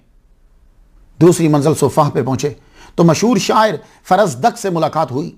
फरजदक जो है, मैं इसका तज़किरा 81 नंबर स्टोरी के अंदर कर चुका हूं, हजरत ज़ैनुल आबिदीन को बयान करते हुए। फरजदक से जब मुलाकात हुई, वो अपनी वालिदा के साथ कूफा से आ रहा था, तो आपने पूछा अब फरजदक बता कूफा वालों का क्या हाल है। तो उसने एक जुमले के अंदर पूरी कंडीशन को बयान कर दिया। कहने लगा ये हालांकि बनु उमैया का शायर था ये, लेकिन तारीफ अहले बैत की किया करता था।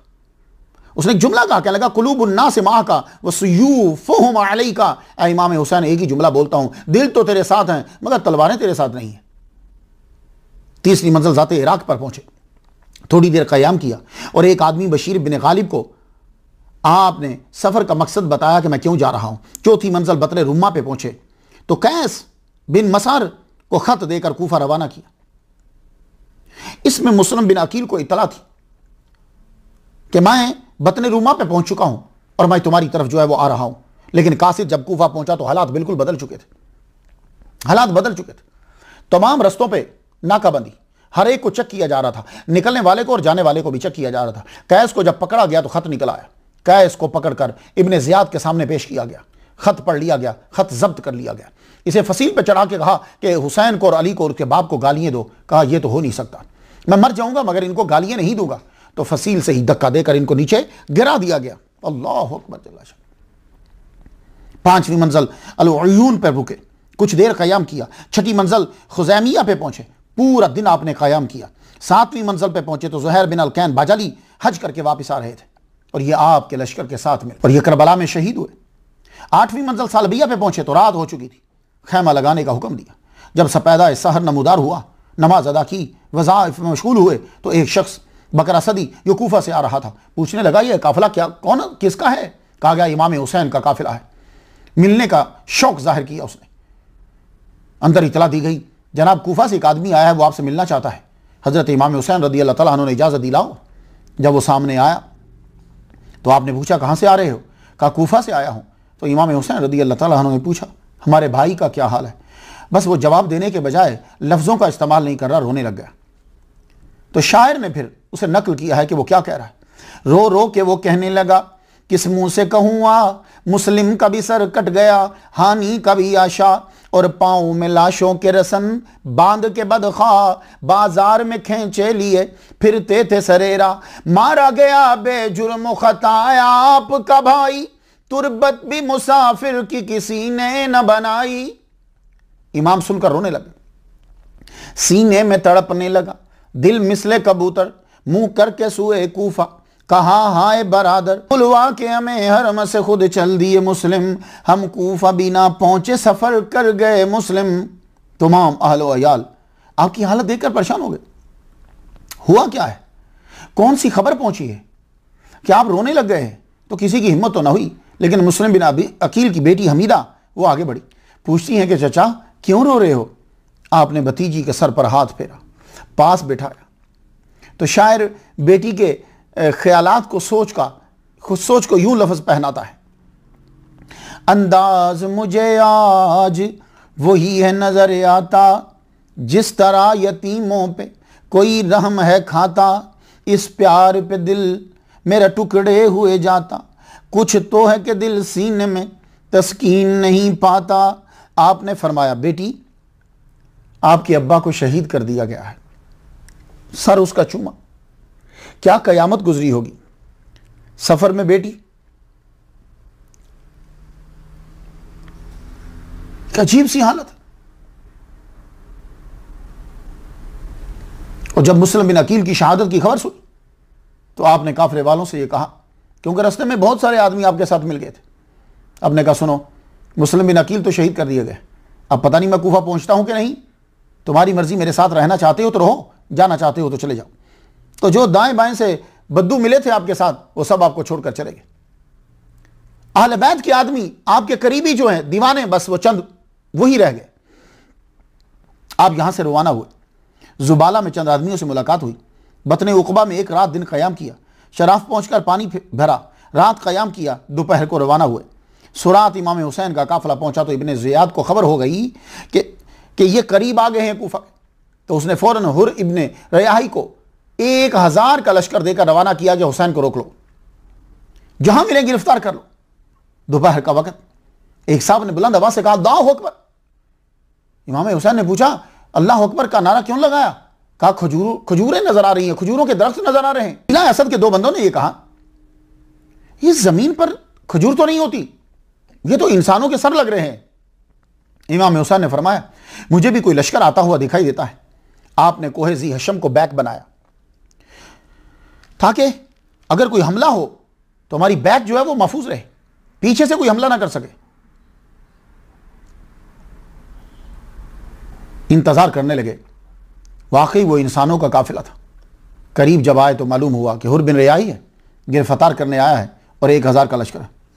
जोहर का वक्त हो चुका। इमाम हुसैन रदी अल्लाह तआला अन्हु ने अपने मुअज्जिन हज्जाज बिन मसरूक जाफी से कहा कि अजान दो। उन्होंने अजान दी और आपने अजान के बाद मुख्तसर सा खुतबा दिया कि तुम लोगों ने मुझे खतूत लिखे और आने की दावत दी तो मैं आया हूं। इन खतूत में तहरीर है कि हमारा कोई इमाम नहीं, आप आ जाएं तो उम्मीद है कि अल्लाह ताला आपको हमारी हिदायत का जरिया बना देगा। फरमाने लगे, तुम गिरफ्तार करने आ गए हो? तकरीर सुनकर किसी ने कोई जवाब नहीं दिया। अकामत कहलवाई, आपने इमामत कराई तो हुर और उसके सारे लश्कर ने इमाम हुसैन के पीछे नमाज पढ़ी। देख रहे हैं आप, आए थे गिरफ्तार करने के लिए, पीछे नमाज पढ़ रहे हैं। तो यह जरूरी नहीं कि जो नमाज पढ़ रहा हो वो आपका मुतक़िदी है बहुत ज्यादा। 1000 आदमी जो है वो आपके पीछे नमाज अदा कर रहा है। नमाज पढ़ी, फिर दोनों अपने खैमों में चले गए। इमाम हुसैन रज़ी अल्लाह तआला अन्हु असर की नमाज के लिए फिर निकले। आपने असर की अजान दिलवाई, असर की नमाज पढ़ाई, सब ने नमाज आपके पीछे पढ़ी। असर के बाद फिर आपने खुतबा दिया, सेम जो खुतबा आप पहले दे चुके थे। अब की बार हुर बोले, कहने लगे, हमें खतूत और वफूद की कोई खबर नहीं है। आपने वो खतूत उनके सामने रख दिए। फरमाया, ये देखो। कहने लगे, हमने नहीं लिखे, हमें यजीद अमीर का हुक्म है कि आपको उस वक्त तक न छोड़ें जब तक इब्ने ज़ियाद के पास कूफा ना पहुंचा ले आपको। तो इमाम हुसैन ने फरमाया, इससे तो बेहतर मौत है। आपने अपने साथियों से कहा, वापसी की तैयारी करो। हुर बोले, आप कहीं जा नहीं सकते, आपको हमारे साथ कूफा जाना होगा। आपने फरमाया, यह हरगिज़ नहीं होगा। अब हुर इमाम हुसैन को कूफा ले जाना चाहता है, इमाम हुसैन कूफा जाना नहीं चाहते। हुर जो है इसके दिल में मोहब्बत है अहले बैत की, लेकिन नौकरी की वजह से मजबूर है। कहने लगा, हुजूर मुझे मुश्किल में मत डालिए, मैं आपके साथ लड़ नहीं सकता। मैं आपके मकाम और मर्तबे को समझता हूं, मगर मेरे लश्कर में जसूस है। एक एक पल की खबर इब्ने ज़ियाद को मिल रही है। हुजूर कुछ ऐसा रास्ता इख्तियार कीजिए कि मैं गुस्ताखी ना करूं, मैं भी बच जाऊं, मेरी नौकरी भी बच जाए। तो हजरत इमाम हुसैन रदी अल्लाह तआला अन्हु से उसने कहा, आप मेरे साथ साथ चलते रहे और ऐसा रास्ता इख्तियार करें जो ना कूफा जाता हो ना मदीना जाता हो। तो आप इस समत में चलें, इस तरफ चलें, मैं इस तरफ चलता हूं, और रात को आप कयाम करें जरा लश्कर से हटकर। मैं लश्कर वालों से कह दूंगा कि उनके साथ मस्तूरात हैं, इसलिए उन्होंने कयाम अलग से किया है। इमाम हुसैन रदी अल्लाह तआला अन्हु को यह बात पसंद आई। कूफा जब 35 माइल्स रह गया तो आपने तारीकी में शमाल मगरब की तरफ सफ़र शुरू किया। हुर भी साथ साथ मकाम नैनवा पे जाके पड़ाव डाला। 2 मुहर्रम है, एक सवार आया, उसने इब्ने ज़ियाद का हथ हुर को दिया। इसमें तहरीर था, हुसैन पे मैदान तंग कर दो, ऐसी जगह की तरफ ले जाओ जहां पानी ना हो। यह कासद तुम्हारे साथ रहेगा जब तक मेरे हुक्म की तमील ना हो। आप सीधा खत लेकर इमाम हुसैन के पास गए, कहा यह पढ़ लीजिए, अब मुझे फरमाइए मैं क्या करूं। इमाम हुसैन खामोश हो गए। हुसैन के काफिला में से ज़ुहैर बिन अलकैन बाजली कहने लगे, हुजूर हर घड़ी मुश्किल से मुश्किल होती जा रही है, आप जंग शुरू कीजिए। आपने फरमाया मैं लड़ाई में पहल नहीं करूंगा। इसी जगह अभी गुफ्तगू जारी थी कि उमर बिन साद 4000 का लश्कर लेकर आ गया। इमाम हुसैन के मुकाबले में 5000 का लश्कर है और इमाम हुसैन की अपनी तादाद शायद 200 भी पूरी ना हो। 5000 का लश्कर इमाम हुसैन के बराबर में। उमर बिन साद ने आपसे आने की वजह पूछी कि आप क्यों आए हो यहां।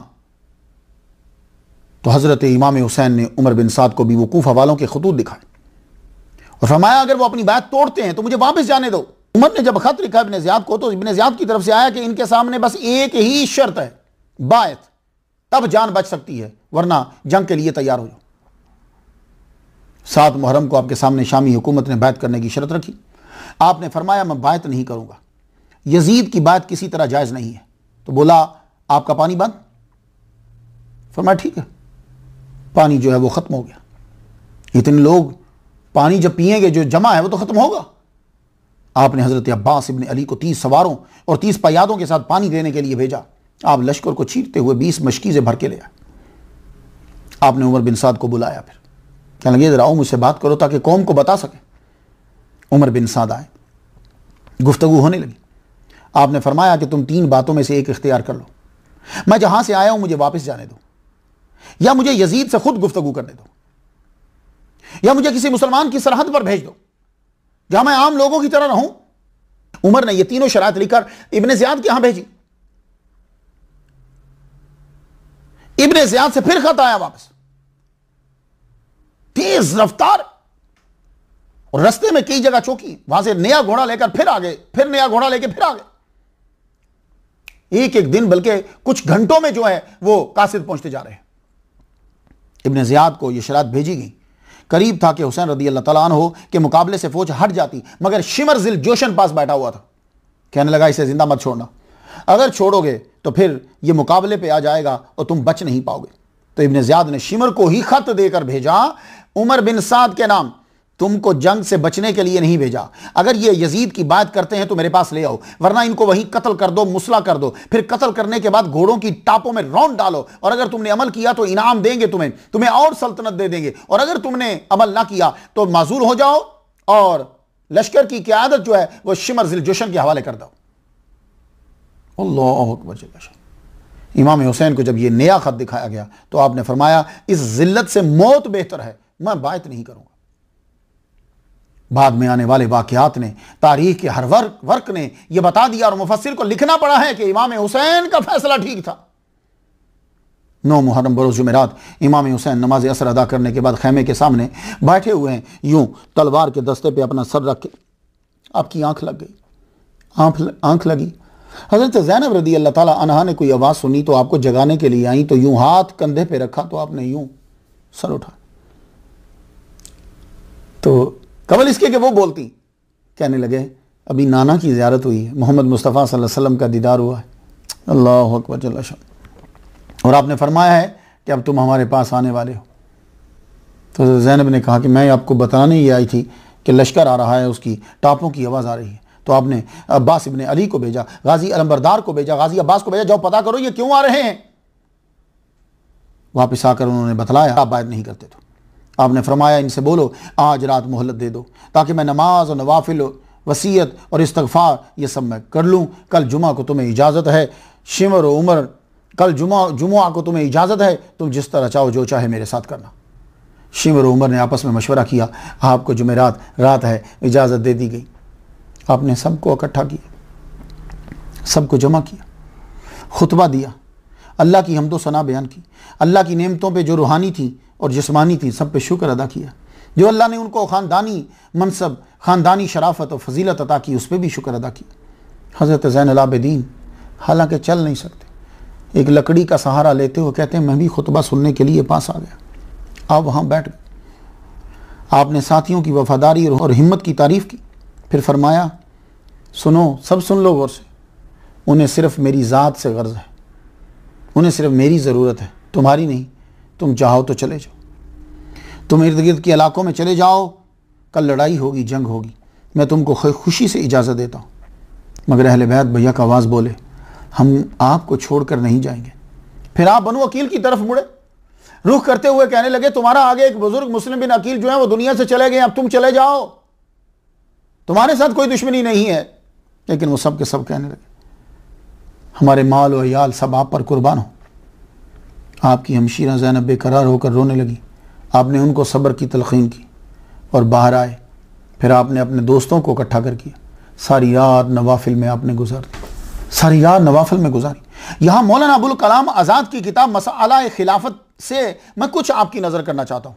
आप लिखते हैं, उन्होंने खुद खिलाफत की हिर्स न की, बल्कि एक ऐसे ज़माना में थे जब तख्त हुकूमत साबिका हुक्मरान से खाली था और नए हुक्मरान की हुकूमत कायम न हुई थी। अब ये जाकर मौलाना अबुल कलाम आज़ाद को पकड़िए। उन लोगों को यह कह रहा हूं कि जो कहते हैं कि यजीद खलीफा था और ये बागी थे। भाई अभी पूरी हुकूमत ही नहीं हुई, वो खलीफा कैसे बन गया? कूफा और इराक वाले अभी उसे तस्लीम नहीं कर रहे। बस जब मैदान करबला का बाजार गर्म हुआ तो उस वक्त इमाम हुसैन मुद्दई खिलाफत न थे। उनकी हैसियत महज एक मुकद्दस और पाक मजलूम की सी थी, जिसको जालिमों की फौज नाहक गिरफ्तार करना चाहती थी, मगर वो खुद को जिंदा गिरफ्तार करवाना पसंद नहीं करते थे और चाहा कि ताकतवर जालिम के मुकाबले में बेसरो समा हक की इस्तकामत का एक यादगार मंजर दुनिया को दे जाऊं। सुन लिया आपने? सुबह की नमाज से फारिग हुए, जुमुआ का दिन है, 10 मुहर्रम। यजीदी लश्कर इमाम हुसैन के सामने आ गया। इमाम हुसैन के साथ 72 थे, 32 सवार और 40 पयादा। आपने भी मुकाबला की सफ़बंदी की। लश्कर की कमर पर औरतों के खेमे और खेमे के गिर्द खंदक, क्योंकि जब आप जंग करते हैं तो आपकी बैक सेफ होनी चाहिए, वरना वो पीछे से हमला होगा और वो खतरनाक होगा। पीछे खेमे, खेमों से आगे खंदक खोद दी गई, खंदक में आग लगा दी ताकि कोई पीछे से हमला ना कर सके, खेमों को नुकसान ना पहुंचा सके। वाकई ये बात बेहतर रही। इमाम हुसैन घोड़े पे सवार हुए। घोड़े पे सवार कुरान आपने सामने रखा, कुछ तिलावत की। उसके बाद आपने दोनों हाथ उठाकर दुआ मांगी, ऐ अल्लाह, हर मुसीबत में तू ही मेरा सहारा रहा। उमर बिन साद ने लश्कर को 4 हिस्सों में तकसीम किया। एक हिस्से का सिबा सलार हुर को बनाया। तमाम हुज्जत के लिए सबके सामने जो खुतबा दिया। इमाम हुसैन खड़े हुए, जुल्फ़कार हैदरी आपके हाथ में है, सर पे अमामा शरीफ। सुनो, गौर से सुनो, मैं तुम्हें बड़ी इंपॉर्टेंट बात जो है वो बताना चाहता हूँ। अल्लाह की हम्दो सना की। उसके बाद कहा, सुनो, अगर तुम मुझे कत्ल करोगे तो तुम्हारे लिए बायसे सआदत नहीं होगा। तुम्हारे पास मेरे कत्ल की कोई दलील नहीं है, जवाज नहीं है। अगर तुमने मुसम्मम इरादा कर लिया है तो मेरा अल्लाह मेरा मददगार है। इस वक्त तमाम रुए ज़मीन पर मेरे सिवा नबी का नवासा मौजूद नहीं है। मैं तुम्हारे नबी की बेटी फातिमा का बेटा हूँ। अली मेरे वालिद हैं। रसूलुल्लाह ने मेरे और मेरे भाई के लिए कहा था, ये जन्नती नौजवानों के सरदार हैं। आपने यजीदी लश्कर से नाम पुकार के कहा, तुमने लिखा खत, तुमने खत लिखे, तुमने खत लिखे। कोई जवाब नहीं दे रहा, सब सर झुकाए जो है वो नीचे बैठे। अब अगर तुम बेजार हो तो मैं वापस चला जाता हूं। इस पर कैस इब्ने अशस ने यह कहा, आप इब्ने ज़ियाद का हुक्म क्यों नहीं मान लेते? वो आपको कोई गुज़र नहीं पहुंचाएंगे, मैं गारंटी देता हूं, अमान देता हूं। आपने फरमाया, जब मुस्लिम बिन अकील ने तौआ नामी औरत के यहां पनाह ली थी तो वो तुम्हारा ही भाई था, मोहम्मद बिन अशस, जिसने मुखबरी की थी। उनको भी अमान का ही चकमा दिया गया था ना, धोखा से गिरफ्तार करवाया ना। तुम अपने भाई का भाई ही तो है, तू अपने भाई का भाई ही तो है। मैं खुदा की कसम जिल्लत के साथ अपने आप को उनके हवाले नहीं करूंगा। अल बिदाया वन निहाया बिन साद ने पहला तीर चलाया, पहला तीर चलाया और अपना अलम लेकर आगे बढ़ा और तीर चला के यह कहने लगा, सब गवाह है ना, सबसे पहला इमाम हुसैन के लश्कर पर मैंने तीर चलाया है। जंग के 2 तरीके हुआ करते थे अरब के अंदर, एक एक आके लड़ता था, एक एक ये तरीका था, या गुमसान की जंग हो जाती। तो करबला के अंदर दोनों तरह से हुई है, इनफरादी भी और हमला भी। यजीदी जब देखते थे कि इमाम हुसैन के लोग जो है वहां पर गालिब आ रहे हैं, तो फिर ये क्या करते थे कि ये यकबार की हमला कर देते थे, मिलकर हमला कर देते थे, ला को तोड़ देते थे। शिमर ज़िल जोशन यजीदी लश्कर का मैसरा का सरदार था, उसने इमाम हुसैन के मैसरा पर हमला कर दिया। इमाम हुसैन के 32 सवार थे। उन्होंने ऐसे ताबड़तोड़ हमले किए कि यजीदी गधों की तरह भागने लगे। उर्वा बिन कैस कि जब दुर्गत बनने लगी तो अब्दुर्रहमान बिन हसीन को इब्ने साद की तरफ भेजा, कुछ पैदल और तीरंदाज भेजो वरना हम गए। उसने 500 जिरा पोश इमाम हुसैन के 32 बंदों के लिए भेज दिए। इमाम हुसैन के लश्कर के सामने जाकर उन्होंने इस कदर तीर बरसाए कि उन 32 सवारों के घोड़े जो थे, जिनके पास घोड़े थे, वो घोड़े जख्मी होकर नीचे गिर गए। लेकिन आफरीन है इमाम हुसैन के सवारों की, वो अब पैदल होकर लड़ने लगे। अल्लाह अकबर जल्ला शुन। इब्ने असीर जिल्द 4 सफार 60 पे है। ये सवार जो थे वो पैदल होकर जब लड़ने लगे तो इस बहादुरी से लड़े कि कूफियों के दांत खट्टे कर दिए। अब ये यजीदी जालिम खैमों की तरफ बढ़े, खैमों को आग लगा दी। आपके साथियों के जो खैमे थे, खैमों को आग लगा दी। खैमों को जब आग लगी तो इमाम हुसैन फरमाने लगे, परेशान मत हो, हमारी बैग अभी भी महफूज है। क्यों? इसलिए कि खंदक है और आग की वजह से ये आगे नहीं बढ़ पाएंगे। शिमरलईन इमाम हुसैन के अजवाज के खैमे की तरफ बढ़ा। उसने एक तीर तो वहां चला दिया था, जब हमला करने लगा तो उसे रोका गया। क्या नहीं, औरतों को मारना मुनासिब नहीं है। शिमर के साथियों ने यह कहा। जोहर तक आपके साथी शहीद हो गए, हुर भी शहीद हो गए। हुर जो है वो लश्कर छोड़कर यहां शामिल हो गए थे। कहने लगे, मुझसे जो गुस्ताखी हुई मैं माफी चाहता हूं। हुर भी शहीद हुए। आपके जो साथी थे बाहर के मिले हुए, वो सब के सब बारी बारी जोहर तक शहीद हो गए। अब सिर्फ आपके अहले बैत बचे। अली अकबर जो 18 साल के, जिनका चेहरा हुजूर सल्लल्लाहु अलैहि वसल्लम से मिलता है, जो सहारा है इमाम हुसैन का, अली अकबर करीब आए। मैदान जंग में जाने की इजाज़त चाहिए। आपने बिना आंखों पे पट्टी बांधे भेज दिया। तो उन्हीं की औलाद है ना, इब्राहीम अलैहिस्सलाम ही के तो बच्चे हैं। आज उन्होंने पट्टी बांधी थी और इस्माईल अलैहिस्सलाम बच गए थे। आज ना पट्टी बंधी है ना अली बचेगा। आपने रवाना किया। रवाना जब किया बस इतना कहा, बेटे जब एक दफ़ा घोड़े पे बैठ जाए तो उतर के मुझे मिल लेना। यार खुद सोचो, जिसका बेटा 18 साल का जवान हो और नज़रों के सामने जा रहा है और ये कन्फर्म है, यकीनी तौर पर ये जिंदा बच के वापस नहीं आएगा। अली अकबर नीचे उतरे, सीने से लगाया, चूमा का, चल बेटे सवार। चले, कहा बेटे एक दफ़ा और रुक जाना। नीचे उतरे, गले से लगा। फिर वो सवार होके जाने लगे। बेटे एक दफ़ा रुक जाना। फिर नीचे उतर कर फिर गले से लगा। फिर जब सवार हुए तो कहा, बाबा अब बंद बुलाना, मुझे जाने दो। हज़रत अली अकबर रवाना हुए। हज़रत अली अकबर जिस तरफ जाते हैं यजीदियों को काटते चले जाते हैं। यजीदी आपके बराबर में ठहरते नहीं है, लेकिन प्यास की वजह से आप निढाल हो गए। प्यास की वजह से निढाल हुए तो उस वक्त अगर आपको पानी मिल जाता तो कोई यजीदी बचता ना, मगर प्यास ने बेजान कर दिया। एक जालिम ने नेज़ा मारा, वो नेज़ा आपके सीने में लगा। आपने बुलंद आवाज़ से पुकारा अपने वालिद ग्रामी को, या बता अदरिकनी। इमाम हुसैन दौड़े। यजीदी भी बोले, हुसैन अपने बेटे को आके पकड़ ले। वो तो तंग करना चाहते थे। आप दौड़ते हुए आए, अपने बेटे को पकड़ा। उस वक्त तक आप नीचे गिर चुके थे। बेटे का सर लेके अपनी झोली में रखा। उनकी आंखों से आंसू रवा हो गए। कहने लगे, बेटे माँ की याद आती है, तुम्हें घर ले चलो।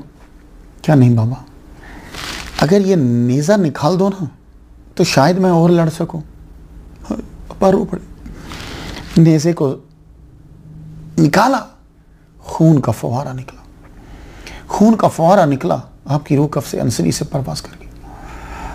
कहते हैं इमाम हुसैन अलैहिस्सलाम 56 साल के थे, मगर बाल सफ़ेद नहीं थे।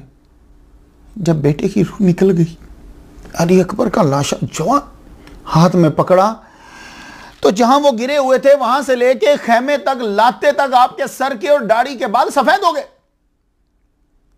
वहां बाहर जाकर लाशे को लेटा दिया। उसके बाद हजरत कासिम बिन हसन, ये आपके दामाद बनने वाले थे। ये कासिम बिन हसन, इन्हें बड़े प्यार से पाला था। इमाम हसन के बेटे हैं। आके इजाज़त चाहते हैं, जामे शहादत नोश करने की इजाज़त चाहते हैं। आपने रोते हुए इजाज़त दे दी। आपने इस बहादुरी से हमला किया कि यजीदियों के छक्के छुड़ा दी। आपका हमला शेर की तरह होता, तलवार का वार शेर के पंजे की तरह। उमर बिन साद अज़दी ने आपके सर पर तलवार का वार किया, वो जख्म बड़ा गहरा लगा, आप तड़प के नीचे गिरे। और यजीदी क्या करते थे, आपके खानदान का जब गिरता तो बड़ा शोर बर्पा कर देते, और इमाम हुसैन की नजर रहती थी जो लड़ने के लिए जा रहे, आप पीछे देखते रहते थे। इनकी आंखों के आगे अंधेरा छा गया, एकदम से घोड़े से नीचे गिरे, घोड़े से नीचे गिरे। इमाम हुसैन इधर से दौड़ते हुए आए, और आप जब करीब पहुंचे तो देखा कि दर्द से आप अपनी एड़ियों को जमीन पर रगड़ रहे थे। उनकी रूह कफ से अंसरी से परवास कर गई। आप बहुत रोए, सीने से लगाया। कासिम को आपने अपने बच्चों की तरह पाला था, उनका लाशा उठाकर लाए और अली अकबर के साथ आपने लेटा दिया। अलबिदाया व निहाया में है, जब कासिम को उठाकर ला रहे थे तो उस वक़्त आपके पाँव आपके बोझ को बर्दाश्त नहीं कर पा रहे थे। आप यूं रगड़ते हुए ज़मीन के साथ अपने पाँव खैमा की तरफ पड़े। उसके बाद हज़रत ज़ैनब अपने दोनों बेटों को लेकर आई, उन्होंने मोहम्मद को कहा मैं भी नजराना देना चाहती हूँ। उन्होंने मोहम्मद भी गए, आप भी शहीद हो गए। अल्लाह अकबर जल्ल शानो। उसके बाद आप खुद जाना चाहते थे, मगर हज़रत अब्बास गाजी अलमबरदार जो है वो तशरीफ़ लाए। कहने लगे मुझे इजाज़त दीजिए कि मैं अब चलूँ। आपने फरमाया रोकता तो नहीं मैं तुम्हें, लेकिन जाने से पहले एक काम करो कि खैमों के अंदर बच्चों के लिए पानी नहीं है, तुम जाओ जाके पानी ले आओ। हज़रत अब्बास गाजी अलमबरदार जो बचपन से ही इमाम हुसैन के लिए पानी लाते थे। कूफा में एक दफ़ा हज़रत अली ने यह कहा जाओ जाके पानी लेकर आओ, मेरे बेटे हुसैन को प्यास लगी है। आपने जुब्बा पहना हुआ था, वो जो तोप नहीं पहनते वो पहना, दौड़ते हुए गए, सर के ऊपर पानी का प्याला रखा हुआ, दौड़ते हुए आ रहे हैं और पानी प्याले से यूं यूं नीचे गिर रहा है और पूरे कपड़े जो हैं वो सारे के सारे पानी से भीगे हुए। आज भी पानी लेने के लिए जा रहे हैं, पानी लेने के लिए आगे बढ़े। किस शेर की आमद है कि रन कांप रहा है। आप वो खड़ी हुई दीवारों को चीरते हुए फौरात तक पहुंचे, मशकीज़ा भर के लाए, सर पर घोड़ा दौड़ाते हुए आ रहे हैं। तो आवाज आई हुसैन तक पानी ना पहुंचने देना, अगर उसने पानी पी लिया फिर तुम बचोगे नहीं। अब हर एक की कोशिश है कि यह मशकीज़ा पहुंचे ना। आदमी आगे बढ़ा, ज़रारा ने आगे बढ़कर वार किया और ये एक शोल्डर पर वार किया, पूरे का पूरा बाजू जो है वो काट डाला, बाजू नीचे गिरा। आपने मशकीज़े को दूसरे हाथ से संभाला। एक जालिम ने पीछे से बढ़ के फिर वार किया, नौफल बिन अरसत ने वार करा तो यह बाजू भी काट दिया।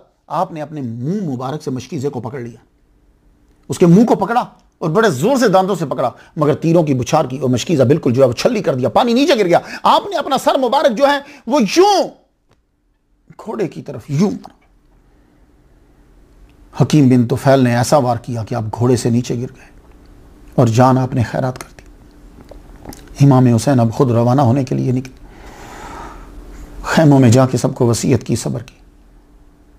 घोड़े के ऊपर बैठे जब चलने लगे तो हज़रत ज़ैनब ने आपके घोड़े की लगाम पकड़ी। घोड़े को चलाते हैं मगर घोड़ा चलता नहीं है।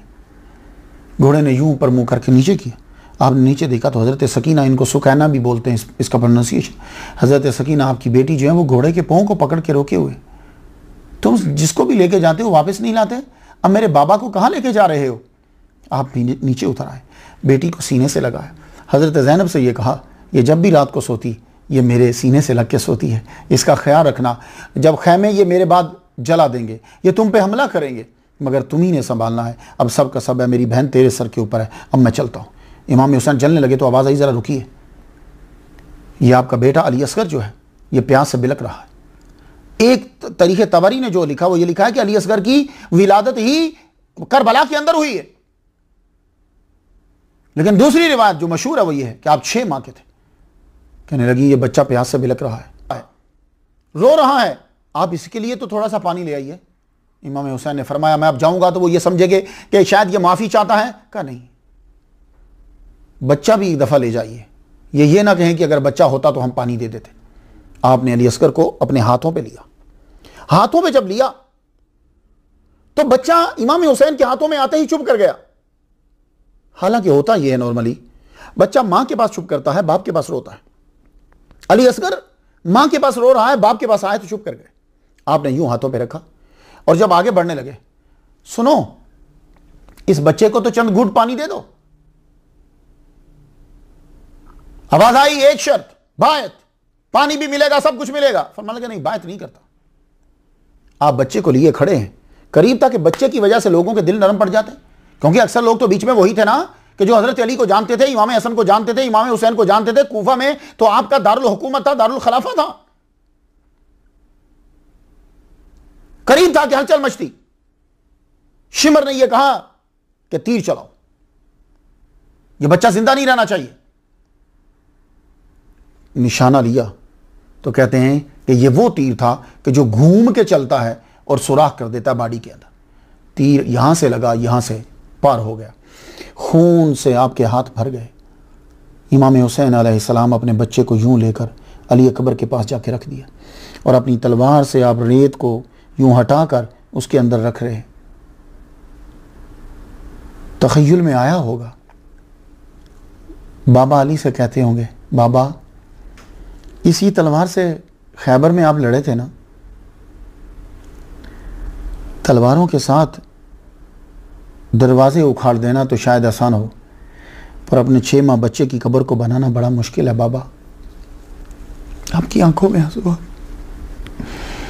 अब ने तलवार ली और जोजा से कहने लगे, अब ये कभी पानी नहीं मांगेगा, अब इसे जन्नत से ही पानी मिलेगा। घोड़े पे बैठे, सड़पट घोड़ा दौड़ाते हुए जब चले, अब हालत देखने वाली थी। लगता था अमीर हमजा है, लगता था अली है। तलवार चलती बराबर में, हर बंदा इधर से इधर, इधर से इधर। लोगों ने यह कहा, ये अकेला तुम अकेले से नहीं रुकेगा, तीरों की बुछाड़ कर दो। एक इमाम हुसैन के ऊपर तीरों की बारिश कर दी। एक तीर आपके मुंह पे लगा गए, आपने खींच के बाहर निकाला। बाहर जब निकाला तो मुंह, हाथ सारे खून से जो है वो भर गए। आपके साथ अबू शम्मामा साइदी थे, कहने लगे नमाज का वक्त हो गया है, नमाज पढ़ लें। इमाम हुसैन ने कहा, जंग रोक दो, मुझे नमाज पढ़, जंग रोक दो। वो कहां रोकते? वो तो तलाश कर रहे थे कि शेर किसी तरह जख्मी होकर गिरे ताकि हम अपना जल्दी से जंग को खत्म करें, मकसद पा लें। इमाम हुसैन ने ढाल होकर नीचे गिरे, नमाज के लिए खड़े हुए। किसी ने तीर चलाया, लेकिन अबू शम्मामा जो थे वो आपके आगे आ गए। तो जो तीर आता अब यूं भागकर आगे आ जाते और आपने नमाज की नीयत पढ़ी। इमाम हुसैन जब नमाज पढ़ने के लिए खड़े हुए, अबू शम्मामा साइदी के ऊपर हमला हो रहा है, आपको शहीद कर दिया गया। सलातुल खौफ आप जानते ही ना कैसे पढ़ी जाती है। एक रकत पढ़ रहे होते हैं कुछ फौजी और एक खड़े होकर। तो हाँ, अब सारे तो दुनिया से चले गए, तो अबू शम्मामा साइदी खड़े होकर दिफा कर रहे हैं और इमाम हुसैन नमाज पढ़ रहे हैं। ये शहीद हो गए। अब क्या हुआ? सारों ने हमला कर दिया। इन्हें मालूम है कि जब नमाज में अहले बैत चले जाते हैं फिर दुनिया की खबर उन्हें नहीं रहती। इब्ने शरीक तमीमी ने बाएं कंधे पर वार किया, फिर सनान बिन अबी उमर ने नेज़ा मारा। इतने में आप सजदे में जा चुके थे और अबू शम्मामा सही शहीद हो चुके थे। अलबिदाया में है कि सनान ने आपको ज़िबा कर दिया, तलवार का वार किया, गर्दन काट दी। कैसे हैं मुसलमान? हजर अस्वद को तो चूमते हैं और सर को झुकाते हैं, क्योंकि नबी ने एक बार चूमा था, और वो इमाम हुसैन को तो कई बार यहाँ से चूमा और खंजर लेकर उसे काटने के लिए आ गए। हजर अस्वद पर जिन लोगों ने हमला किया, आप मेरा हजर अस्वद का लेक्चर सुन लीजिए, उस पर जो हमला करता था उसको मार दिया जाता था, उसको काट दिया जाता था, उसे जला दिया जाता था कि हजर अस्वद पर हमला किया है। और पत्थर पर हमला करने वालों को तो तुम लोगों ने मार दिया। जिन्होंने इमाम हुसैन की गर्दन पर हमला किया, कि जिन्हें बार बार मेरे नबी ने अपनी जिंदगी में चूमा इस गर्दन को, यजीदी बदबख्त लश्कर ने आपके जिस्म मुबारक के कपड़े भी उतार लिए। जुब्बा कैस बिन मोहम्मद अशस ने उतारा, असवद बिन खालिद ने नालैन उतार ली, उमर बिन यजीद ने अमामा उतार लिया, सनान बिन अनस ने ज़िरा और अंगूठी उतार ली। ताबारी ने लिखा कि बाद में यजीदी लश्कर ने इमाम हुसैन के जिस्म अतहर के ऊपर घोड़े दौड़ाए। घोड़े अहले बैत के खैमों में दाखिल होकर अहले बैत का सारा सामान लूट लिया। इमाम हुसैन ने जस्द अनवर पर नेज़े के 33 जख्म थे, नेज़ों के 33 जख्म थे, तलवार के 34 जख्म थे। अलबिदाया व निहाया में है कि उमर बिन साद ने फिर हुक्म दिया कोई औरतों के करीब न जाए और इस बच्चे ज़ैनुल आबिदीन को हाथ ना लगाए। इमाम हुसैन की शहादत हुई। मुस्नद इमाम अहमद जिल्द पहली सफ़ा 242 पे है और अलबानी ने इस हदीस को हसन कहा है। इब्न अब्बास कहते हैं रही तो नबी फीमा यरन नाइम, वज़ात यौमिन बिनिस्फि नहार अशअसा अखबरा बियदिही कारूरतुन फीहा दमुन फकुल्तु बेअबी अंता व उम्मी मा हाज़ा क़ाला हाज़ा दमुल हुसैन व सहाबिही। जिस दिन इमाम हुसैन की शहादत हुई, इब्न अब्बास कहते हैं कि मैंने हुज़ूर सल्लल्लाहु अलैहि वसल्लम को देखा कि आप उस दिन बिनिस्फि नहार में अशअसा अखबरा, परागंदा आपके परेशान बाल हैं और हाथ में खून है, एक शीशी है उसके अंदर खून है। मैंने कहा मेरे माँ बाप आप पे कुर्बान हो जाएं, ये क्या है? कहा ये हुसैन और उसके साथियों का खून है। और फरमाते हैं कि मैंने वो दिन याद रखा, फवजदनाहु कुतिला ज़ालिकल यौम, फिर मुझे मालूम हो गया कि उसी दिन ही आपको शहीद किया गया था। अहले हदीस के शेखुल हदीस मौलाना मोहम्मद इस्माइल सलफ़ी लिखते हैं, इमाम हुसैन पे रंजो तकलीफ का होना, उसका हाल दरियाफ्त करके आलामे अरवाह में हुजूर को रंज हुआ। अहले हदीस के इमाम मोहम्मद बिन हुसैन आजरी अपनी किताब शरिया पे लिखते हैं, अल्फा अल्फा लानतिन अला कातिल हुसैन।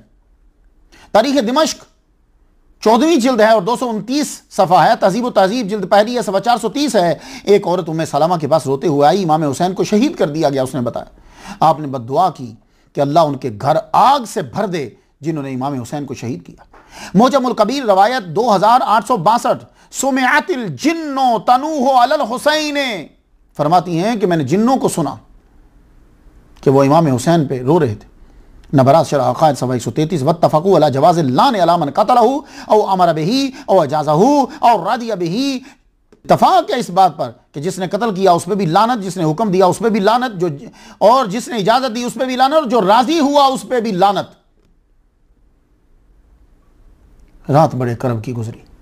इमाम हुसैन की बहन ज़ैनब ने लाशों को इकट्ठा किया, बीबियों को एक जगह इकट्ठा किया, क्योंकि उन जालिमों ने तो खैमे भी उखेड़ दिए थे। जगह इकट्ठा किया, सबको जब इकट्ठा कर लिया तो टूटी हुई आधी तलवार लेकर बैठी हुई, आंखों से आंसू जारी है। उन जालिमों ने सारा सामान भी लूट लिया। हज़रत ज़ैनुल आबिदीन एक दिन बयान करते हुए कहने लगे, अशूरा की रात जो है वो मेरी, जिस दिन शहीद हुए इमाम हुसैन, उस दिन जो दूसरी रात थी उसमें उनकी दुपट्टा लाल रंग का था। किसी ने कहा इमाम सारे शहीद हो गए थे तो लाल रंग का दुपट्टा तो खुशियों में पहना जाता है, शादी में। कहने लगे था तो सफ़ेदी, लाशों को उठा उठा के लाल रंग का हो।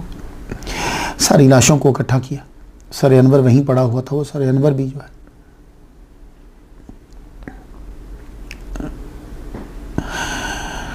करीब गई, सबको इकट्ठा करके बैठी हुई हैं कि कोई करीब आया।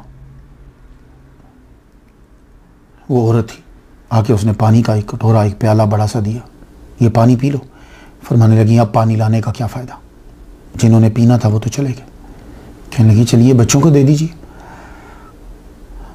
आपने कहा जो सबसे छोटा है वो पानी पी ले। हज़रत बीबी सकीना आगे बढ़ी, पानी का प्याला पकड़ के बाहर जाने लगी। कहा फूफी की जान पानी कहाँ ले जा रही हो? कहा आप ने खुद ही तो कहा जो सबसे छोटा है उसे पहले दो। अली असगर सबसे छोटा हम उसे पानी देने जा रही है। पानी पिया, क्या पीना था। फिर आप लाशों के करीब गए, सबको इकट्ठा कर रही है ताकि कोई रोंद ना डाले। फिर से खैमे में आके फिर बैठी थोड़ी देर के लिए। आपकी नजर बच्चों पे रहती थी, बच्चे इधर उधर ना हो जाएं, कोई जालिम पकड़ के ना ले जाए, कोई मार ना डाले, हर चीज मुतवक्की थी। हजरत सकीना नजर नहीं आ रही। हमने देखा कहाँ है, यहां नहीं है। एकदम ख्याल आया वो तो अपने बाबा के सीना से लगती थी ना। बाहर गई तो देखा वाकई जस्द अनवर के सीने के करीब लेटी हुई है और रो रही है। बाबा का सर जो है ना उठा के तो पास रख लिया झोली में। तो कहने लगी बाबा आपको याद है आप जब घर आते थे ना तो आप मेरा सर अपनी झोली में रख लेते थे ना, गोदी में। आज देखो,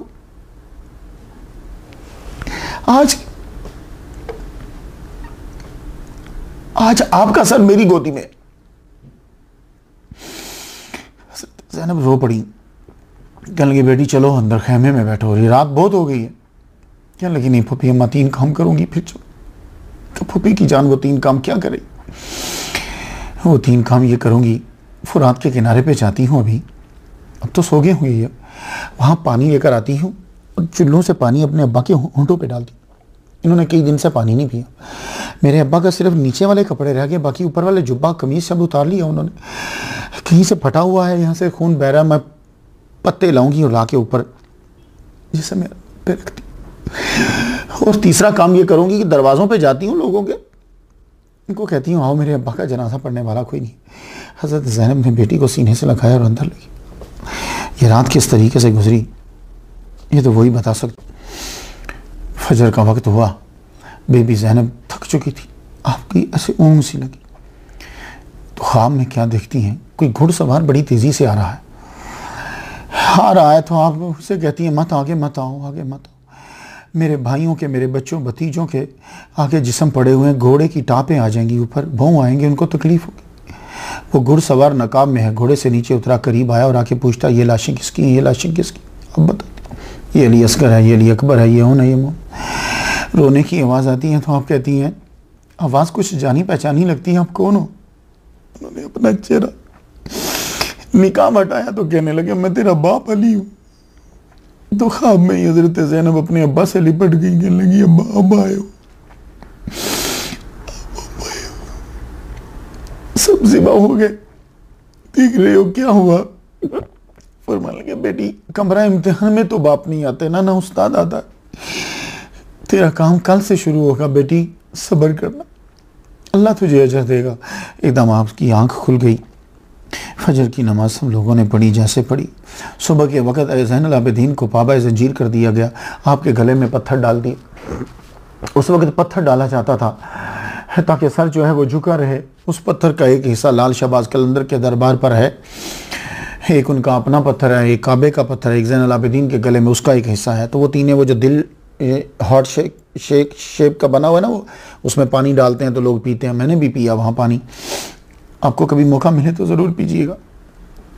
सुबह के वक्त क्या हुआ कि सारे सर जो हैं वो इकट्ठे किए गए, इकट्ठे करके उनको नेज़ों पे चढ़ाया गया। इमाम हुसैन का सर जो है वो आगे रखा गया और ये सर पहले कूफा की तरफ रवाना कर दिए गए। बाकी बीबियों का और दूसरा जो काफिला था ये वहाँ कुछ देर के लिए रुका, एक दिन रुके, लोगों ने आकर जनाजा पढ़ाया, दफनाया। इसलिए हज़रत बीबी ज़ैनब को हज़रत इमाम हुसैन की कब्र का पता था, रिश्तेदारों की कब्रों का पता था, क्योंकि इनके सामने दफना। 2 दिन के बाद ये काफिला कूफा की जानिब जो है वो रवाना हुआ, कूफा की जानिब रवाना हुआ। लेकिन इमाम हुसैन का सर पहले से इब्न ज़ियाद के दरबार में पहुँचा दिया गया। जब इब्न ज़ियाद के दरबार में पहुँचा तो तश्त में रख के यूँ सर पेश किया गया।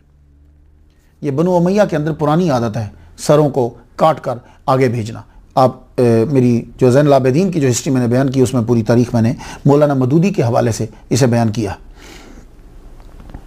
जब सामने पेश हुआ, तिरमिज़ी शरीफ में है कि अनस बिन मालिक कहते हैं कि मैं इब्न ज़ियाद के पास था, फजिया बेरासिल हुसैन फजारा यकूलु बेकदीबिन लहू फी अनफिही व यकूलु मा रअयतु मिस्ला हाज़ा हुस्नन क़ाल कुन्तु अम्मा इन्नहु मिन अशबहिहिम बिरसूलिन हाज़ा हदीसुन हसनुन सहीहुन। सर उसके दरबार में लाया गया तो वो सोटी के साथ क्या कर रहा है, ऊँटों को छड़ी से कुरेद रहा है।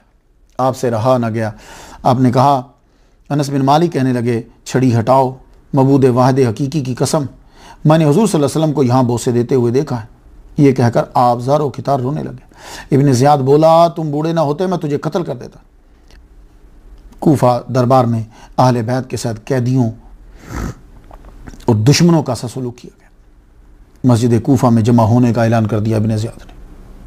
जब सर अनवर आ गया, अहले बैत आ गए, यहाँ रख दिया। अल बिदाया व नहाया में है कि इब्न ज़ियाद मुतकब्बिर फाते की हैसियत से मिंबर पे चढ़ा और लोगों को बताया हुसैन फिरका वरायत फैला रहा था, हुकूमत छीनना चाहता था। अब्दुल्ला बिन अफीफ अज़दी हज़रत अली के साथी थे, ये नबीना खड़े हुए, बोले नबियों की औलाद को कत्ल करते हो और बात सद्दीकों जैसी करते हो। उसने फौरन कहा इसको कत्ल कर दो, कत्ल का सर कत्ल कर दो। हुक्म दिया कि इमाम हुसैन का सर कूफा के बाजारों में फहराया जाए। आपका सर कूफा के बाजारों में फहराया जाता जैसे कोई बड़ी नई चीज़, ताकि लोगों के दिल में हैबत बैठ जाए। आप ज़रा देखो कैसा शहीद है, कैसा जिंदा है कि सर अनवर कितने माह नेज़े पर रहा है, सर जस्द अनवर से जुदा रहा है, लेकिन अल्लाहु अकबर जल्ला शानो तरोताज़ा। यह काफिला 1 माह 5 दिन तक कूफा रखा गया। ज़ैनुल आबिदीन को मस्जिद के हुजरे में रख दिया। जानते हो क्यों? क्योंकि मस्जिद में तो लोग नमाज पढ़ने के लिए आते हैं, जब हुजरे में होंगे गुजरते हुए सब देखें, सब बातें करें, ज़्यादा तकलीफ हो। बहुत तजलील की गई, क्योंकि यही शहर था जहाँ हज़रत अली का दारुल खिलाफा था। ये लोग शहजादों की तरह रहते थे। हज़रत ज़ैनब पढ़ाया करती थी, लेक्चर देती थी, तदरीस कर। कूफा से शाम की तरफ फिर इस काफ़िले के जाने की तैयारी की गई। फ़ौज की निगरानी में यह काफ़िला यजीद के दरबार की तरफ रवाना हुआ। इनको आर्डर था कि ज़ैनुल आबिदीन की जंजीरें नहीं खोलनी और सर नेज़े पे रखना है और बताना है कि यजीद की मुखालफत का यह इंजाम है। रास्ते में एक जगह पड़ाव किया गया, रात हो गई। वो एक चर्च था, उसके करीब रुके। करीब थोड़ी देर जो रुके, अब इनकी ये कोशिश थी कि किसी तरह हमें अंदर जगह मिल जाए, मगर इनको डर यह भी था कि कोई सर लेके ना चला जाए। वो अभी कशमकश में थे कि हम जाएं कि ना जाएं।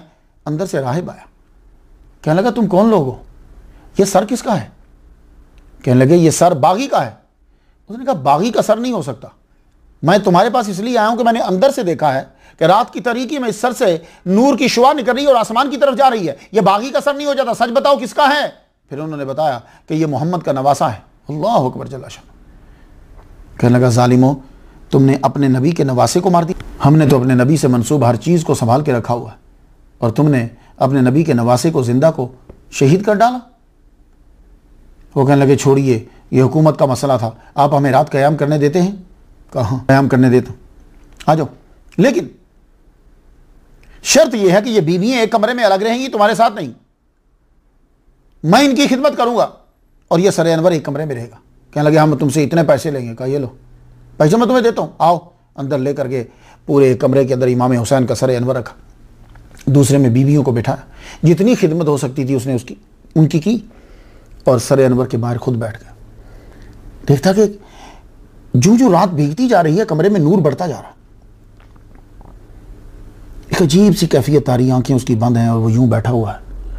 आवाज़ आती है, अब फलां की सवारी आ रही, अब फलां की सवारी आ रही, अब फलां आ रहे हैं। यूं वो महसूस कर रहा है।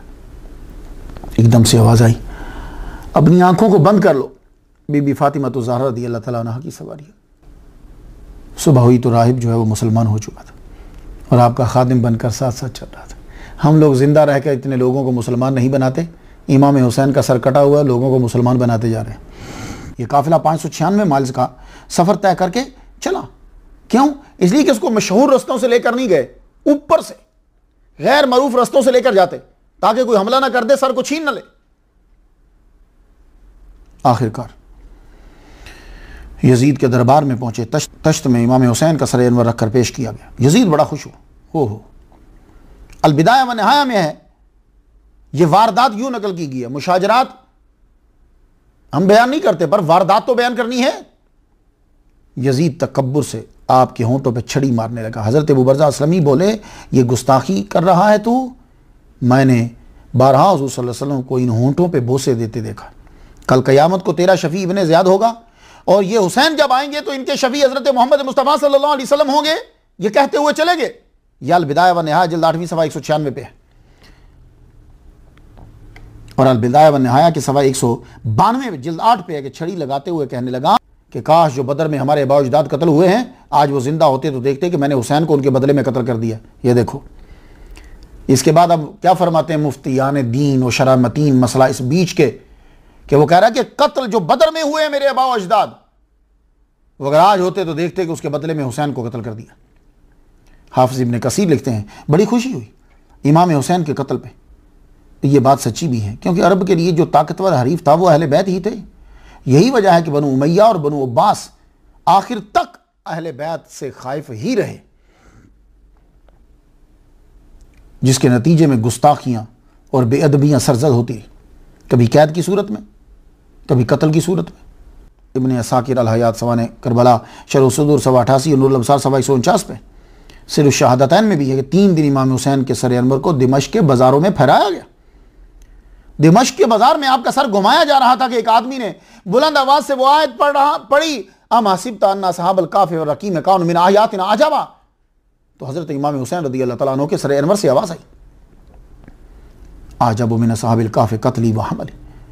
असहाबे कहफ़ से बढ़कर मेरा वाक़या बड़ा अजीब है। पर कुरान का नज़ूल बंद हो चुका है। वला तहसबन्नल्लाह गाफ़िलन अम्मा यामलु ज़ालिमून। हाय हाय यार क्या तुमने काटा। हुसैन तो फिर भी नेज़े की नोक पे चढ़कर कुरान पढ़ रहे।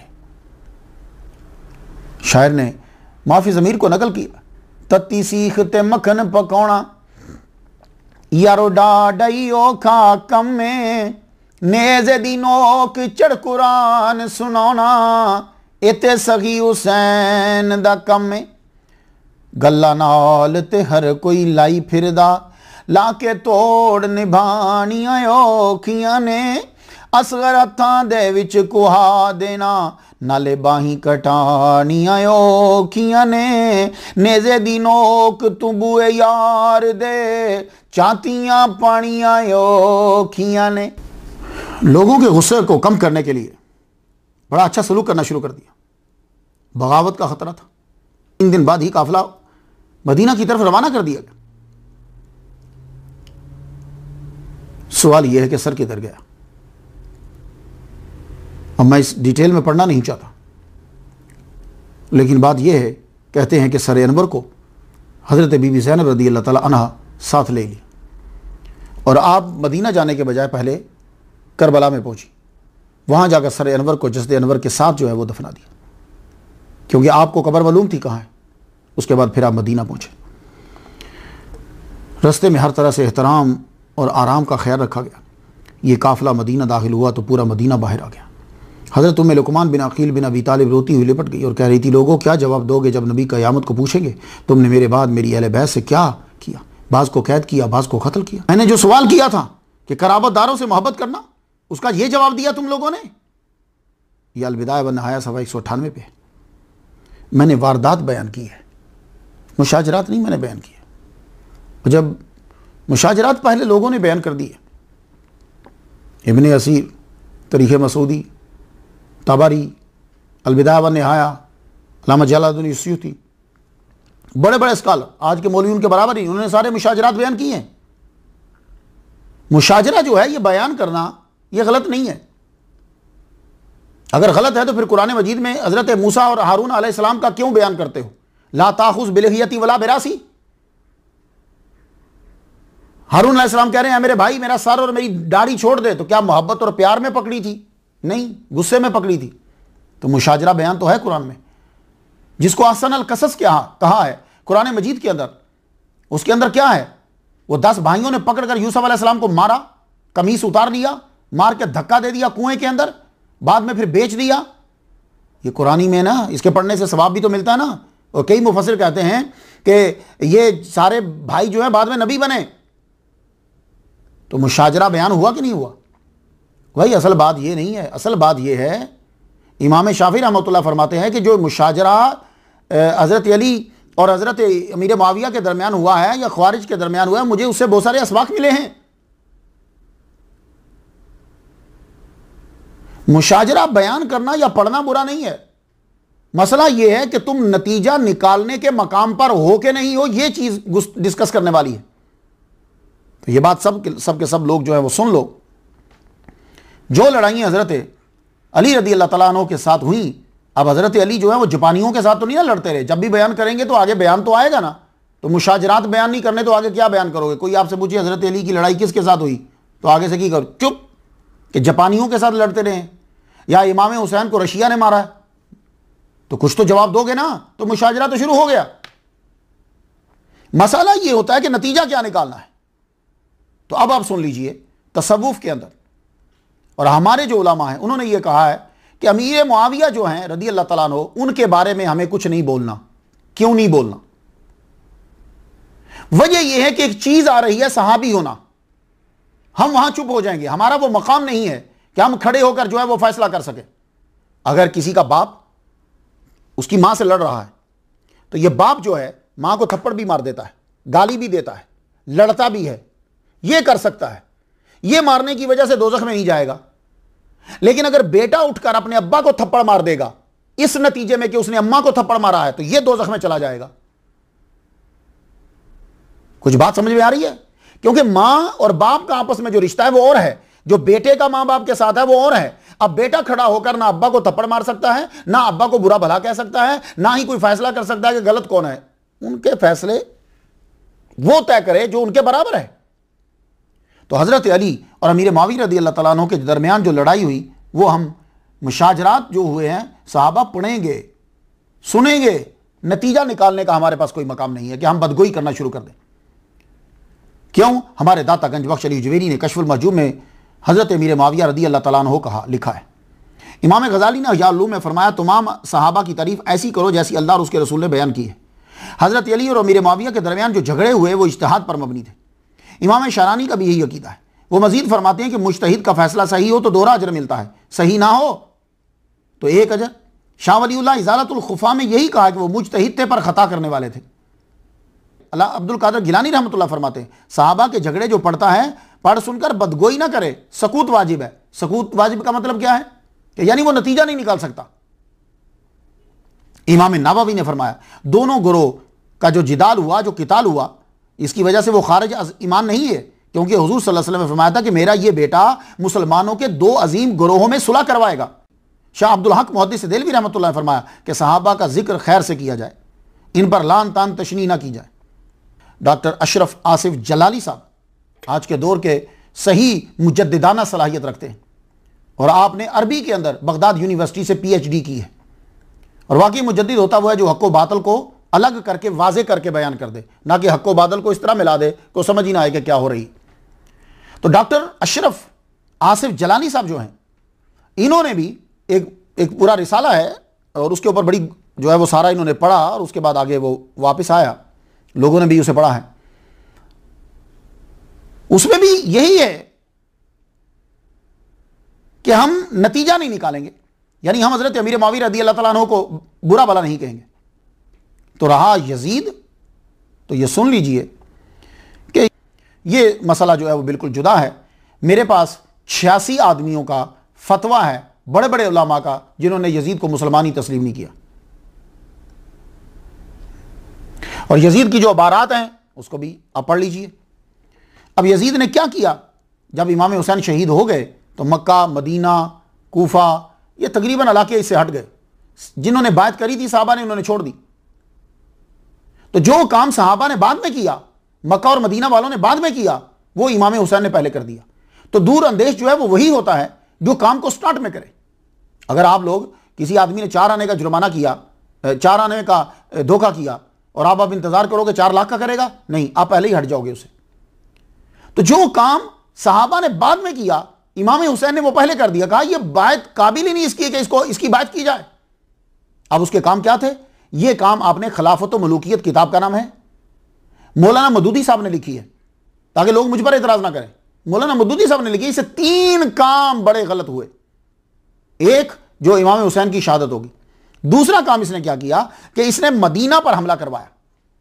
मुस्लिम बिन उकबा को 20,000 का लश्कर देकर मदीना में रवाना कर दिया और कहा कि मदीना तुम्हारे लिए जायज है। क्या मतलब? फौज के लिए जायज करार दिया, जो तुम करना चाहते हो तुम करो।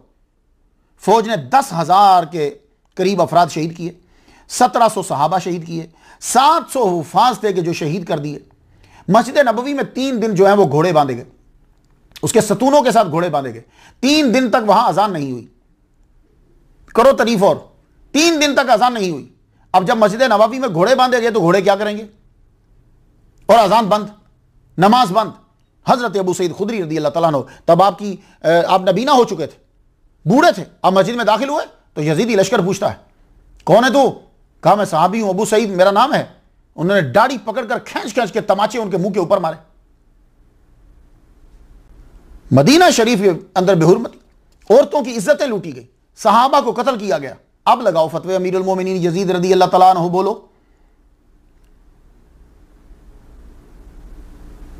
चौसठ रोज तक मुहासरा, मक्का का मुहासरा फिर किया गया। मदीने के बाद फिर मक्का की तरफ बढ़े, संगबारी की गई। मक्का मुअज़्ज़मा, खाना काबा का सहन जो है पत्थरों से भर गया। मस्जिद हराम के सतून टूट गए, गिलाफ काबा जो है वो जल गया।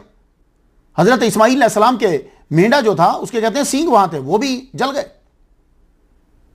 लेकिन इसी दौरान जो है वो खबर आ गई कि यजीद मर गया है। शराब बहुत पीता था, मर गया। यजीद मर गया है। इसकी फौज के हौसले पस्त हो गए, शिकस्त खा के ये वापस लौटे।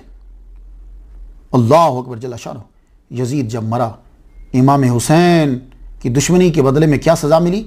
इसकी कब्र के ऊपर लोग रोज़ जूते मारते थे, जूते मारते थे। फिर उसके बाद इसकी कब्र के ऊपर मुस्तनसर हुसैन तारर ने यह कहा, मेरी एक दफ़ा उसकी मुलाकात उनके साथ एयरपोर्ट पे हुई, कराची जा रहा था मैं।